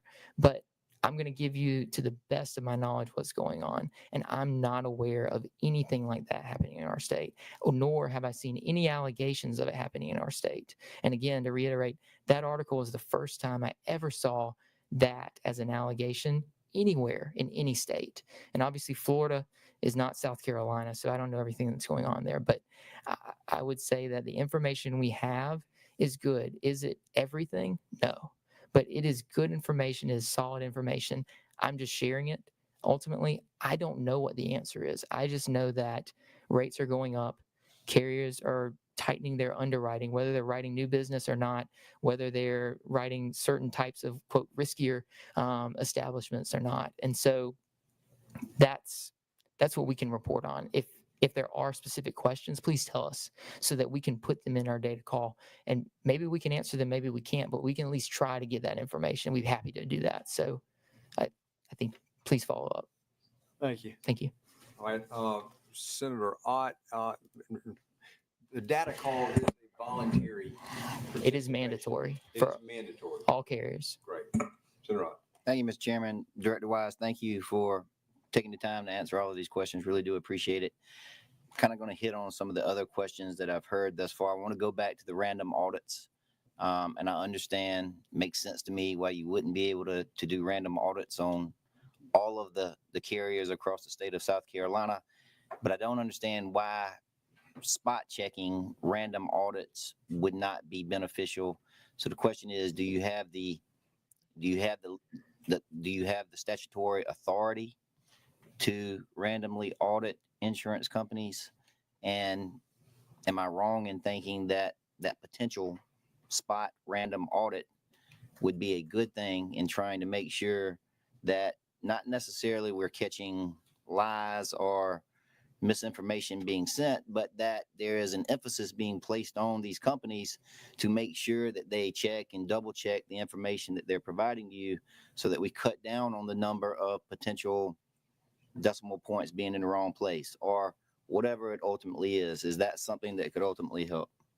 That's something that we can look into. I'm not sure exactly the way the statute's worded, how we would do it, but I'm sure that we could go in and we could spot check. Candidly, it's a manpower issue in a lot of I ways. get that, but I do think that is important for you to have that ability. And so if that authority is lacking, I would certainly be interested in making sure that your department has that as we continue to move forward. And if there's an opportunity to put that in this legislation as it moves forward, I'd like to be able to do that. So appreciate that. Just want to make sure that when you're talking about the 5% profits, you're speaking to insurance companies here in the state of South Carolina. You're not talking to the corporate profits of a potential insurance carrier that may be nationwide or even worldwide. It is the business that is written here in South Carolina. So if the exposure's here, then the business is written here, if you will. So for the auto policies, the homeowners policies, whatever that's here in South Carolina, that's what it corresponds to. So for the global corporation profits, I don't know what that is. I mean, but for South Carolina specifically, the business written here, the business on the property and liability exposures here in our state is the 5%. And help me understand what that is on. You said property and casual. So property and casualty encompasses a lot of different types of insurance, but the big ones would be automobile, homeowners, workers' comp, You've got aircraft, any kind of property that can be owned and insured would be in there. Liability would be included as Liquor well. liability would Liquor be liability included. be included as Okay. I want to go back to what you were talking about with certainty. Certainty drives premiums down. It's one of the things that drives premiums down. I'm sure that I don't know what ultimately goes into it. I'm learning a lot. ISO ratings, but it struck me when you started talking about the playing field, the level of certainty in the playing field drives premiums down. Uncertainty drives premiums up. So our premiums, liquor liability premiums, have been increasing and increasing dramatically over the course of the last, what, 4 or 5 years? I think it's longer than that. I don't know how far back the increases go, but it is. So help me understand what is the point in time where that uncertainty took place? What happened that set us on this trajectory of increasing premiums? And again, I understand, I'm not trying to put you on the spot. I know that there's a lot more that goes into it than just certainty or uncertainty. But the question is, how much is that playing into what you're hearing as a reason why the rates continue to go up? So without boring you with too much insurance theory, I guess you could think about, high risk, high reward. If you are taking on a lot of risk, you would expect that there's some additional compensation because you could be losing money. There's more of a chance for that. But so if there's complete certainty, then all this would be is moving money from one place to another. There would be no risk associated, no risk of, well, we might have to pay out more than $1 or $100 or whatever. So there's a risk premium associated with that. That's where the profit comes from. Whenever you buy an insurance policy, you take some of your risk and you give it to the insurance company and you pay them money to take it. So that's just generally, but a lot of questions come around 2017. And so we went back to 2017 and beyond for that first iteration of the data call. More questions came. So as an example of how we changed it, we asked for data prior to 2017. So I think the farthest back we got was 2013. So 2013 to 2016 versus 2017 to 2023. Those are the two windows of time we're comparing here. Average premium for restaurants with more than 30% of alcohol sales increased by 70% for that one period over the other. The second period or the first period? The second period was 70% higher. That's the average for that whole time. So I don't know that I would choose to compare it that way, but it's a simpler way to do it. As an actuary, I probably wouldn't do it that way if I were doing a technical analysis. But then there's also been a 34% increase in average premium across all classes. So your event policies, your less alcohol sales, more alcohol sales, whatever it is. So it's outpaced by 36%. Essentially. Yeah. Essentially. So that goes back to from 2021 to 2023, the 30% or greater alcohol sales over that period was up 180%. So the comparisons get strange whenever you start comparing buckets of years, but just to give you as that inflection point, rates have increased over that time. Now, inflation has also gone up. So there's a lot of moving parts. And I'm with you on that. And then so I'll add another moving part into it that I'm asking about, which is competition. How much does competition play into the premiums and the rates that are ultimately set? I would imagine that the more competition that you have, the better rates that are ultimately offered, or the more rates that are offered. And so the more carriers that you have offering this service, combined with all of the other factors, they're competing against each other. So that drives premiums down. Typically it would. So supply and demand, that competition, it comes into play. I know of instances where insurance companies in a highly competitive line have said, you know what, we could put 5% profit load in, but we're going to put in a 3% so that our rates can be just a little bit lower to compete with company X. That does happen, and we see it in the line that was in auto, specifically personal auto, where that happened, and that was I don't know, a year or two ago. But so it does happen, and there are real world examples. And they move that around, I would imagine. If we're talking about property and casual and all of these types of coverages are included in property and casual, maybe they move one around a little bit to offset and make another line potentially more competitive. I think I see where you're going. So at times, companies may make accommodations where they say, you know what, we typically wouldn't write liquor liability insurance, at least a what we call monoline policy, where that's the only thing you're covering. But because we have your commercial auto, your work comp, your commercial property, all these different things, we'll make an accommodation and we'll take some additional risk. Maybe we wouldn't write it otherwise. So that does come into play as well. But right now, we just don't have that many people that are even saying we're not even going to roll the dice on that. We're just not going to offer that as a policy that we're going to write. Relatively speaking, yes. All right, and then I'll just try to wrap it up. But I believe that would be good if we can introduce competitiveness back into the market. If we have more carriers that are offering it, I don't know if we can say if you're going to offer property and casual on one, for some things that you're going to have to offer it the other, or you're going to have to offer all lines of property and casual. I don't know if that's doable or not. I think it's something we should consider. But I do have a specific question about 244, where we are introducing the captive insurance companies, and we're specifically stating that they are going to be allowed in South Carolina now. It's my understanding that perhaps, some folks were trying to go towards those captive groups currently to try to make their $1 million policies affordable.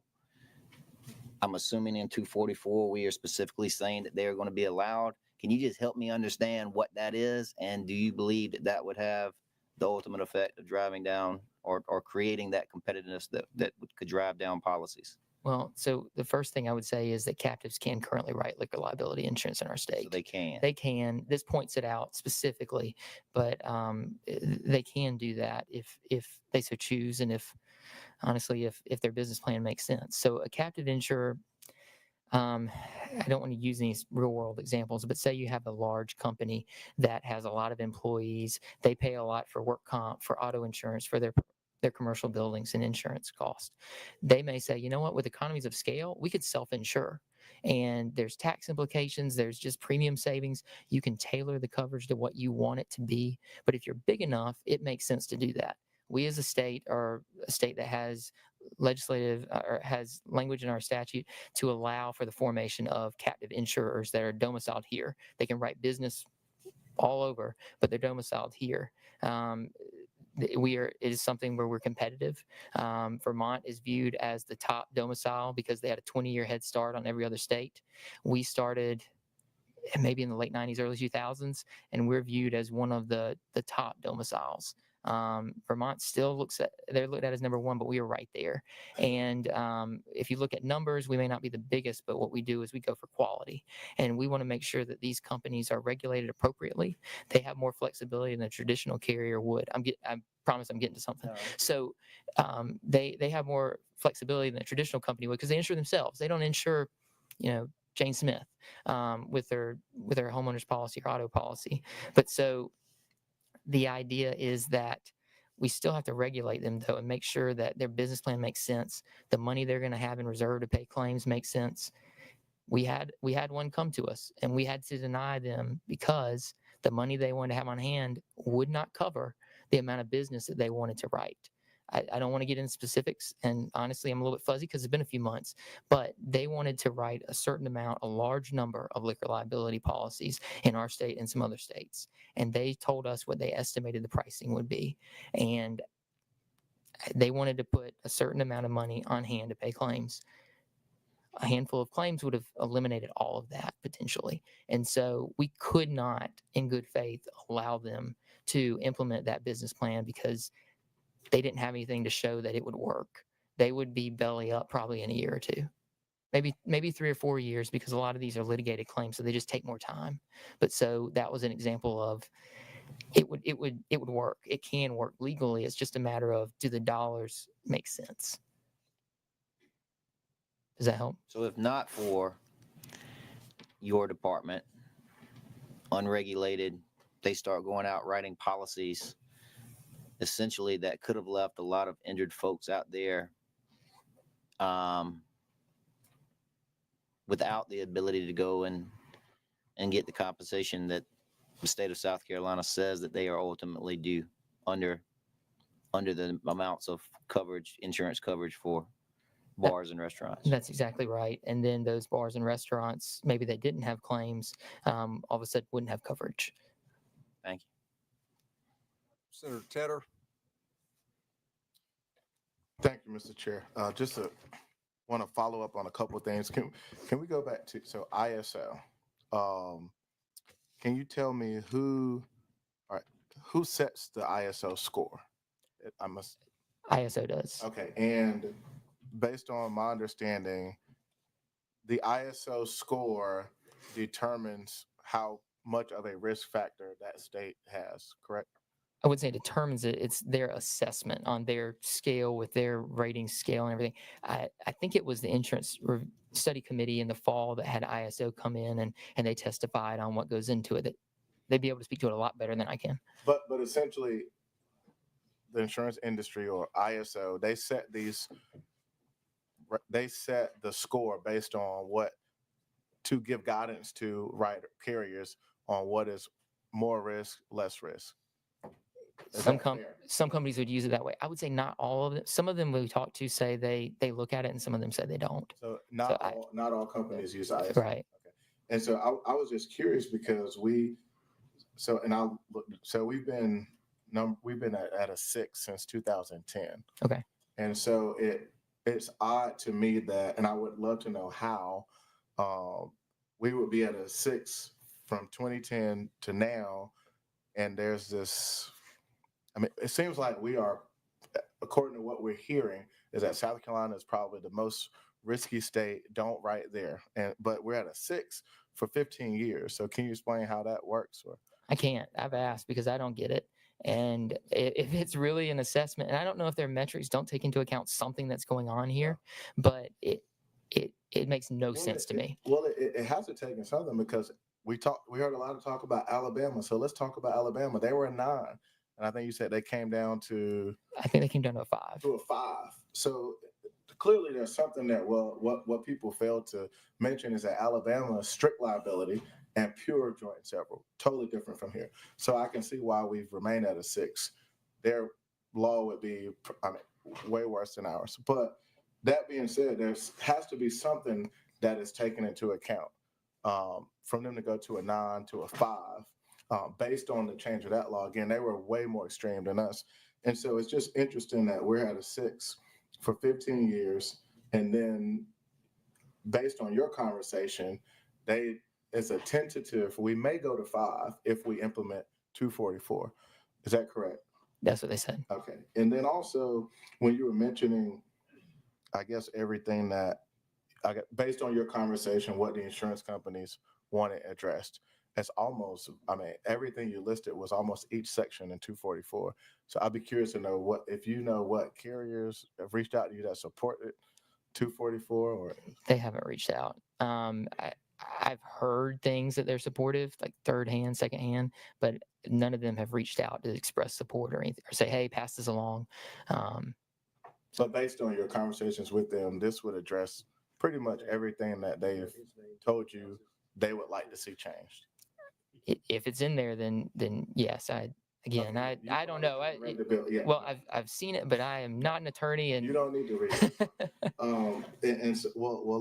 Let me move down to about regulation. Is it fair that you said you all, as a department, determine whether rate increases are excessive for certain lines of business? Okay, not liquor liability. It is so. Just for background, so commercial rates, a lot of times it's viewed that those are more sophisticated buyers. Maybe they have risk management programs that can go through all of that and assess their risk and decide what they need to buy versus not. They may also have negotiating power. That's another big thing to consider versus like I have no negotiating power with an insurance company on my policy. And so that's theoretically, that's kind of the philosophy behind that, and that's the case in other states as well. I can't list them, but we're not alone in that. But work comp and medical malpractice are carved out. I don't know when that happened. I know that with work comp, it is mandatory, based on the number of employees you have. So it makes sense. It follows that it would be regulated, just like homeowners with all the mortgages or personal auto for the ability to drive. Well, do you think it would be helpful for you all to have that ability to determine in this liquor? Because clearly it's gotten out of hand, and I mean, or we wouldn't be here today. And so again, I think we all want to see some relief with the consumers or the business owners in the industry.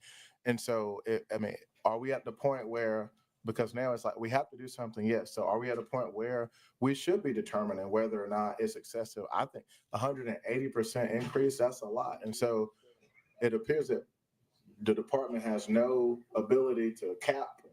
We mentioned reasonable caps earlier. Well, so they can just do a 500% increase on a rate, and there's nothing that we can do about it as a department, correct? Right. We wouldn't review that prior to being implemented. So you asked if it would be helpful. I would go back to there's just consideration. So really, it's up to y'all. Whatever y'all say, we're going to implement, we're going to do wholeheartedly. But I would, just to reiterate, it would mean that these rates, if they're inadequate, we will say they're too low. You have to raise them by statute, and that is to protect companies' financial solvency ultimately across all lines of business.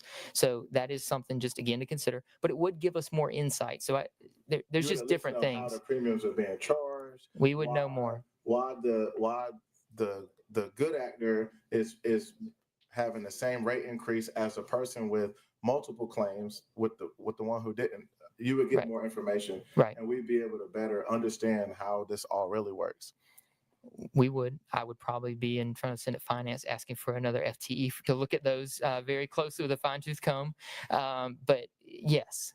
Okay. And then you mentioned also, did you say that medical malpractice is a very competitive market? It is. In South Carolina? It is.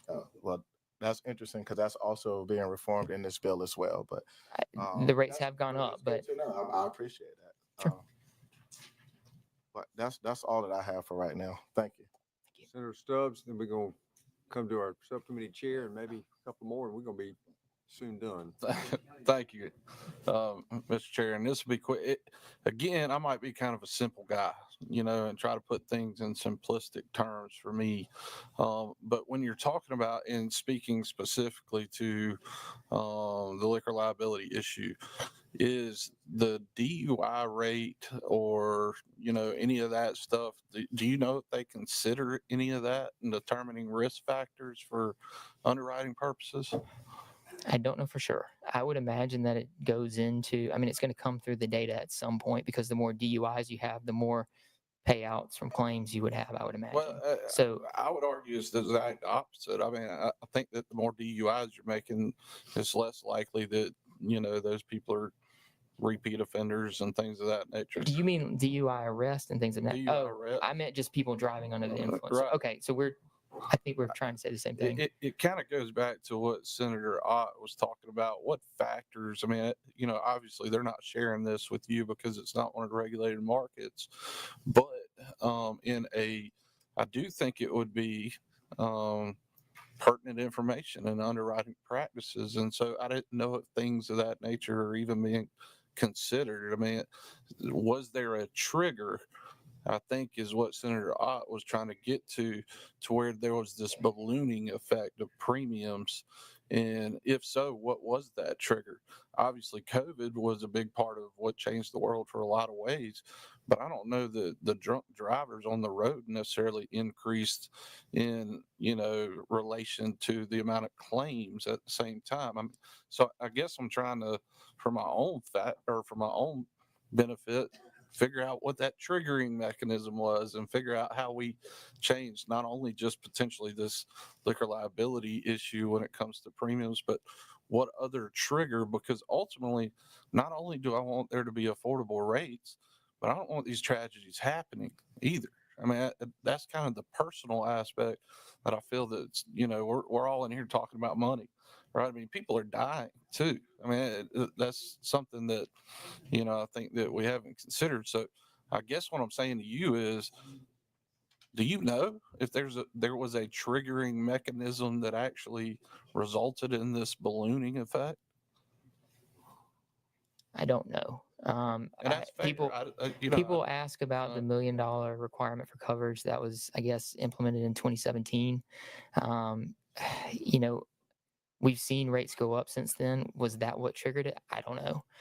There's just so many factors that come into play. But we do hear about the DUI, the number of DUIs, not arrests, but just the number of people driving under the influence in our state being higher than other states. I don't have any specific data, but I mean, obviously that's the core of this. The more you can cut down on that, the more people that don't get hurt. You have fewer victims and their families and everything else. Right. And so I wish there were no claims. Under absolutely. this, quite frankly. But that's what I'm trying to figure out for my own personal sake. And we all at some point are going to have hard decisions to make with these votes. Just apparently, since we've been sitting here, a text or something went out because my phone's been going absolutely crazy. But yeah, that's right. So, but what I want to do at the end of the day is do right by South Carolinians, and that's, and I was speaking to a gentleman that owns it's a logger, has trucks on the road today. And I said, well, I want to make the best decision for you as a logging truck owner, as a husband, a father, all of those things. And so that's why I was hoping that you had the silver bullet. There was some triggering mechanism, at least in this one finite aspect of this bill, that we might could address, but it doesn't sound necessarily. So, they point to that $1 million coverage requirement, but I think there was some testimony earlier that if you might need more than $1 million, I don't know what it is. I mean, we always tell consumers, talk to an agent, let them educate you, talk to them about your financial situation so that you can make the best decision for you in, what coverage you buy, how much of it you buy, whatever the case may be. I heard something from one insurer about some kind of case law or court decision. I don't know. But that's what they said. I think we've all heard a lot of people say a lot of things, but I don't have anything hard or solid to go on. All right, Senator Johnson. Director, thank you. I'm curious. I'm gonna really change subjects. I'm alcohol liability out. I am curious about UIM. Is that a regulated line? It is for personal auto. For personal auto, and so currently,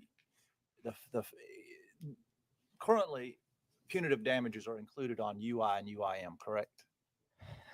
As part of that, it is. I think so. Yeah. I'd have to go back and look. No, they are. This bill would remove that requirement that it be in it. I am curious, and you may not know, and if you don't, tell me you're going to get it to me, and I'll be happy with that. But are our UI and UIM premiums, are they low for the region? Are they high for the region? Where are we at? I don't have a way to get that without another data call probably, but as far as what's happened with UM and UIM premiums, they have gone up significantly over the last few years. We've seen every company has their own underwriting guidelines, their own book of business, and they all behave a little bit differently because it's just a different subpopulation of the greater population of the state. But so we've seen some companies where their UM and UIM rates are almost as high as their BI and PD rates, which is kind of astounding to think about to me. But we have seen those go up. I don't have the numbers, but I know that they've gone up significantly. It varies by company. Some have seen slight decreases or increases. Some have seen significant doubling, tripling, quadrupling over the last maybe 5 to 7 years. And do you know why? I don't. We don't.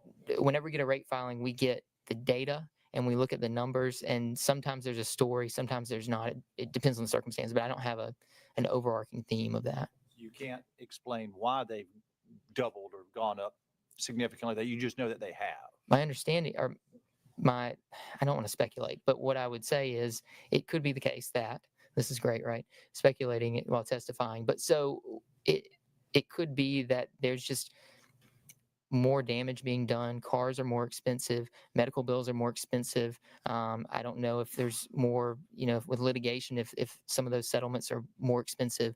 But as those costs go up, those minimum limits, or the limits that people maybe typically carry even above minimum, just aren't enough as often. And so the underinsured would come into play there. The uninsured, it would be that there are people that buy insurance so that they can go to the DMV and they can get their sticker for their license plate, and then they drop coverage. They've got the sticker and they move on, and then whenever they need another sticker, they do the same thing. And so those people are driving uninsured, and there are others that maybe don't have a sticker, whatever the case is. But so what we hear is that I hear different estimates. It's hard to measure the number of uninsured drivers on the roads. I've heard 9%, I've heard 20%. 20% seems kind of high, but it is an issue and it is a concern. So if I'm hearing you right, you didn't cite punitive damage awards as a reason why it's going up. You cited uninsured and and people and $25,000 just not being enough to fix the average car and pay damages nowadays. Correct? Right. One case that gets thrown out, Geico v. Pool. I don't remember what year that was. I don't know the details of it. Again, it's just one that insurance companies have mentioned and talked about how it has impacted the limits for auto. You said Geico. Or not limits, the settlements for auto. Right. Geico v. Pool. I think it's Poole. All right. Thank you. Okay. And just kind of not a question, but what to you, but more of a question to the chairman. Mr. Chairman, about 12, 14 minutes away from Myrtle Beach night, I do want to make sure that there will be alcohol at Myrtle Beach night, and that liquor liability policy for them is working, correct? Only if you're walking. So we are aware of that clock. Senator Devine, you've had your hand up. Very, recognized. very briefly. Thank you, Mr. Chairman. Thank you, Mr. Director, for being here. And a lot of my questions were answered, particularly with your questioning by Senator Ott. But going back to the competition, are there any states that are currently operating in South Carolina that provide liquor liability in other states, but have chosen not to do it here in South Carolina? Yes. And have you talked with those states to see what would it take for them to provide that coverage here? With the insurance companies, we have talked to them, and we've invited them to operate in our state and say, hey, we're a great place to do business. And they typically would say, we evaluated it and we made the decision not to. And we would say, well, why? And I can think of 3 specific instances where they said the joint and several laws. They didn't go into detail from there. Again, it's not my area of expertise. I can't really discuss that with them in detail, but that is just what they told me. What they wanted changed, what they wanted specifically, I don't know. I don't hear that from companies typically about, well, what would you do? Because I think that's up to them to communicate that level of detail. And I'm sure they would all do something a little bit different. And you mentioned a lot about the uncertainty. And I've heard your answers to Senator Ott and Senator Stubbs, and I'm still unclear on what the uncertainty is. So what specifically is the uncertainty? And I guess what I'm grasping at is there are a lot of things that are uncertain. And I'm not sure that this bill gives the certainty that they're looking for if we don't clearly know what that certainty is. Sure.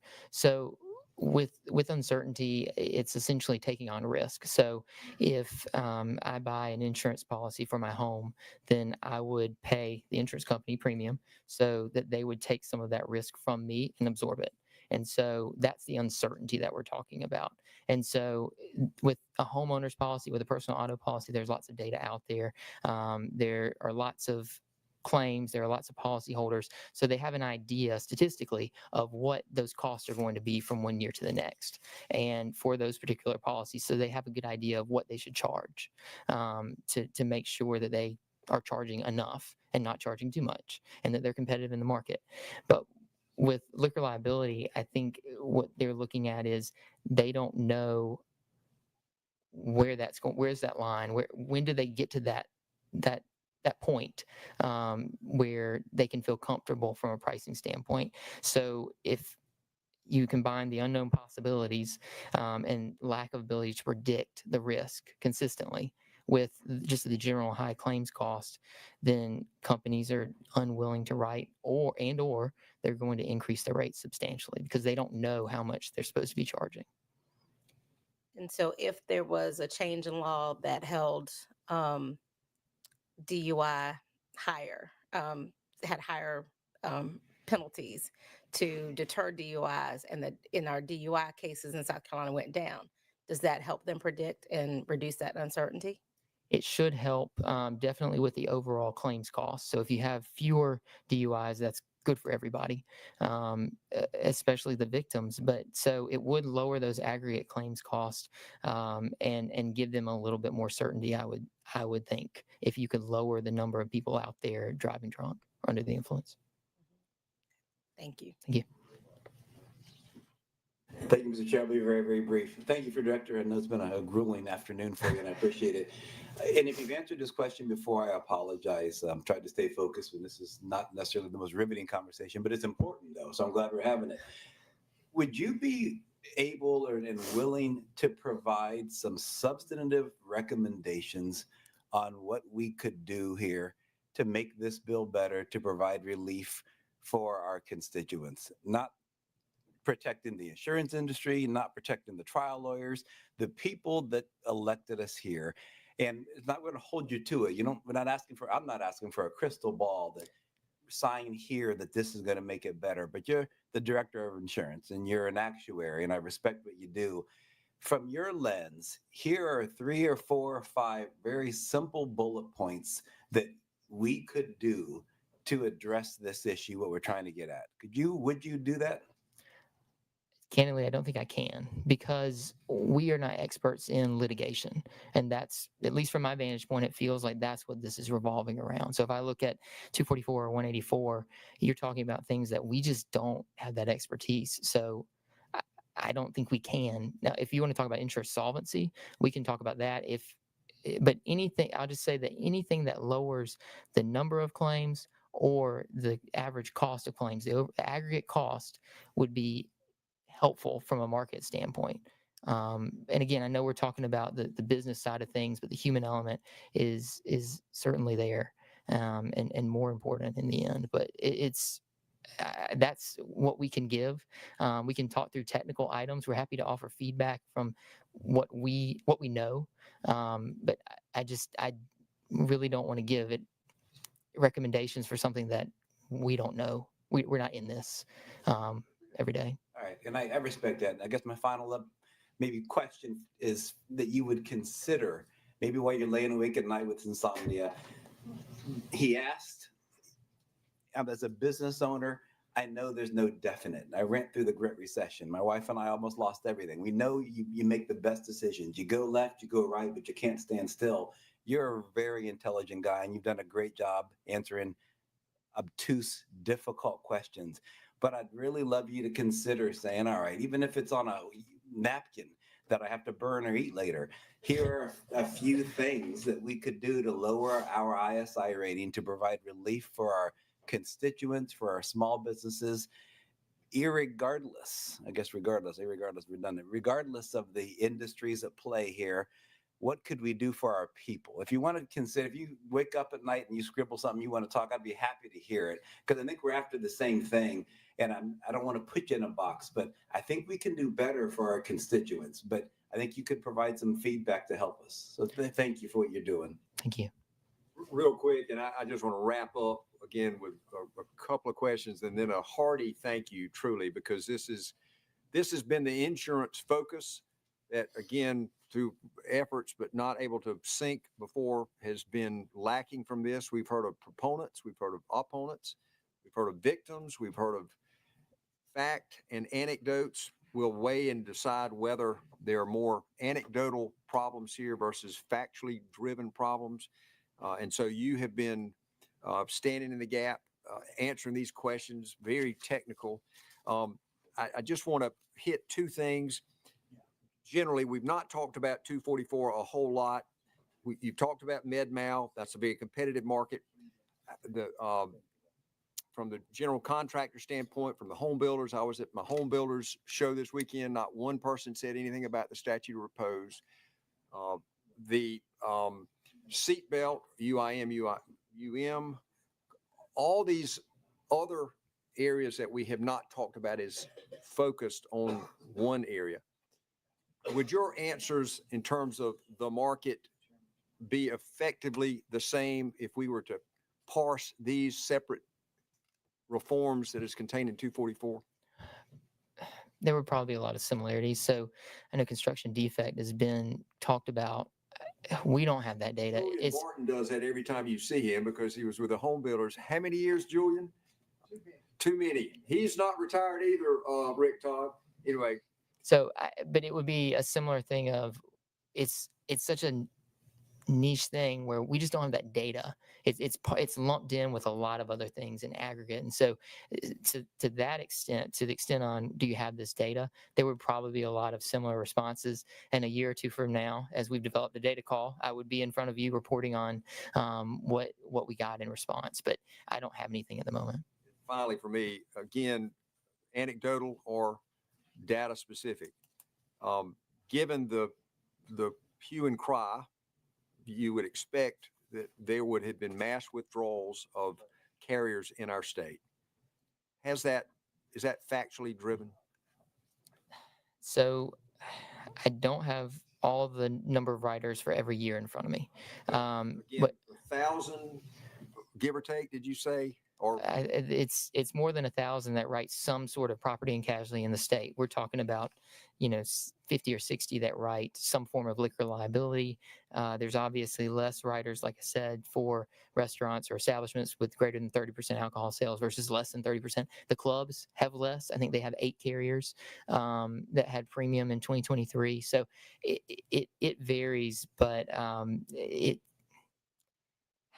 But again, and that's more policy, but factually, there has not been, 5% of the market, 3%, of the carriers with some piece of the business. State Farm has not left South Carolina, thank God.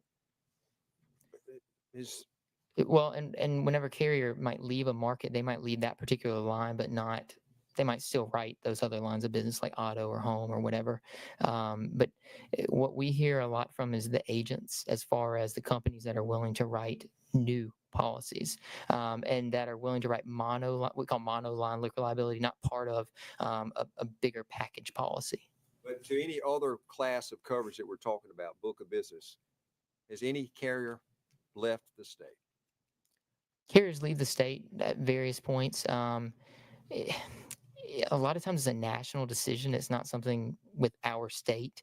There are companies that just do poor business-wise and they go out of business. Or they say, we're going to focus on the Northeast because that's where we feel like we know our game and we can make a profit there. It varies. There's lots of reasons. But in my question, belaboring this point, but again, of all the major carriers, Chubb, Travelers, on and on and on, has any carrier left South Carolina in the last 5 years? For liquor liability, there are some that have cut that were major carriers that have cut down on their writings. I can't say which ones. A lot of that's confidential, some of that specific data, but it has happened for some of those. Okay. But the other lines of business, has any carrier left? Not any of those major ones that you're talking about. Director-wise, Julian Barton, great guy. I remember him from the statute of repose days. He's as good now as he was back then. Director, hang on to him. We have concluded now, unless there are other questions, and I will not recognize anybody else to your credit. And I will shut up to your credit. We want to, again, thank you for participating today. Well, thank y'all for having me. And my wife's not listening, but thanks to her, because she's got 3 kids under 6 at home right now by herself. And so we can stay thank you for that. If you like. Oof. Thank y'all. Come to Myrtle Beach. We'll see some insurers that might want to talk to you. All right. Mr. Chairman. Senator, Subcommittee Chairman Johnson, please. Senator from Edgefield and I were talking, and I think Senator from Edgefield has about 30 amendments. I have about 45, 48. We'd like to get through those in the next hour with you, please. Let's do it. Director Wise, don't leave yet. No, I would move for a favorable report to send this bill as is to the floor.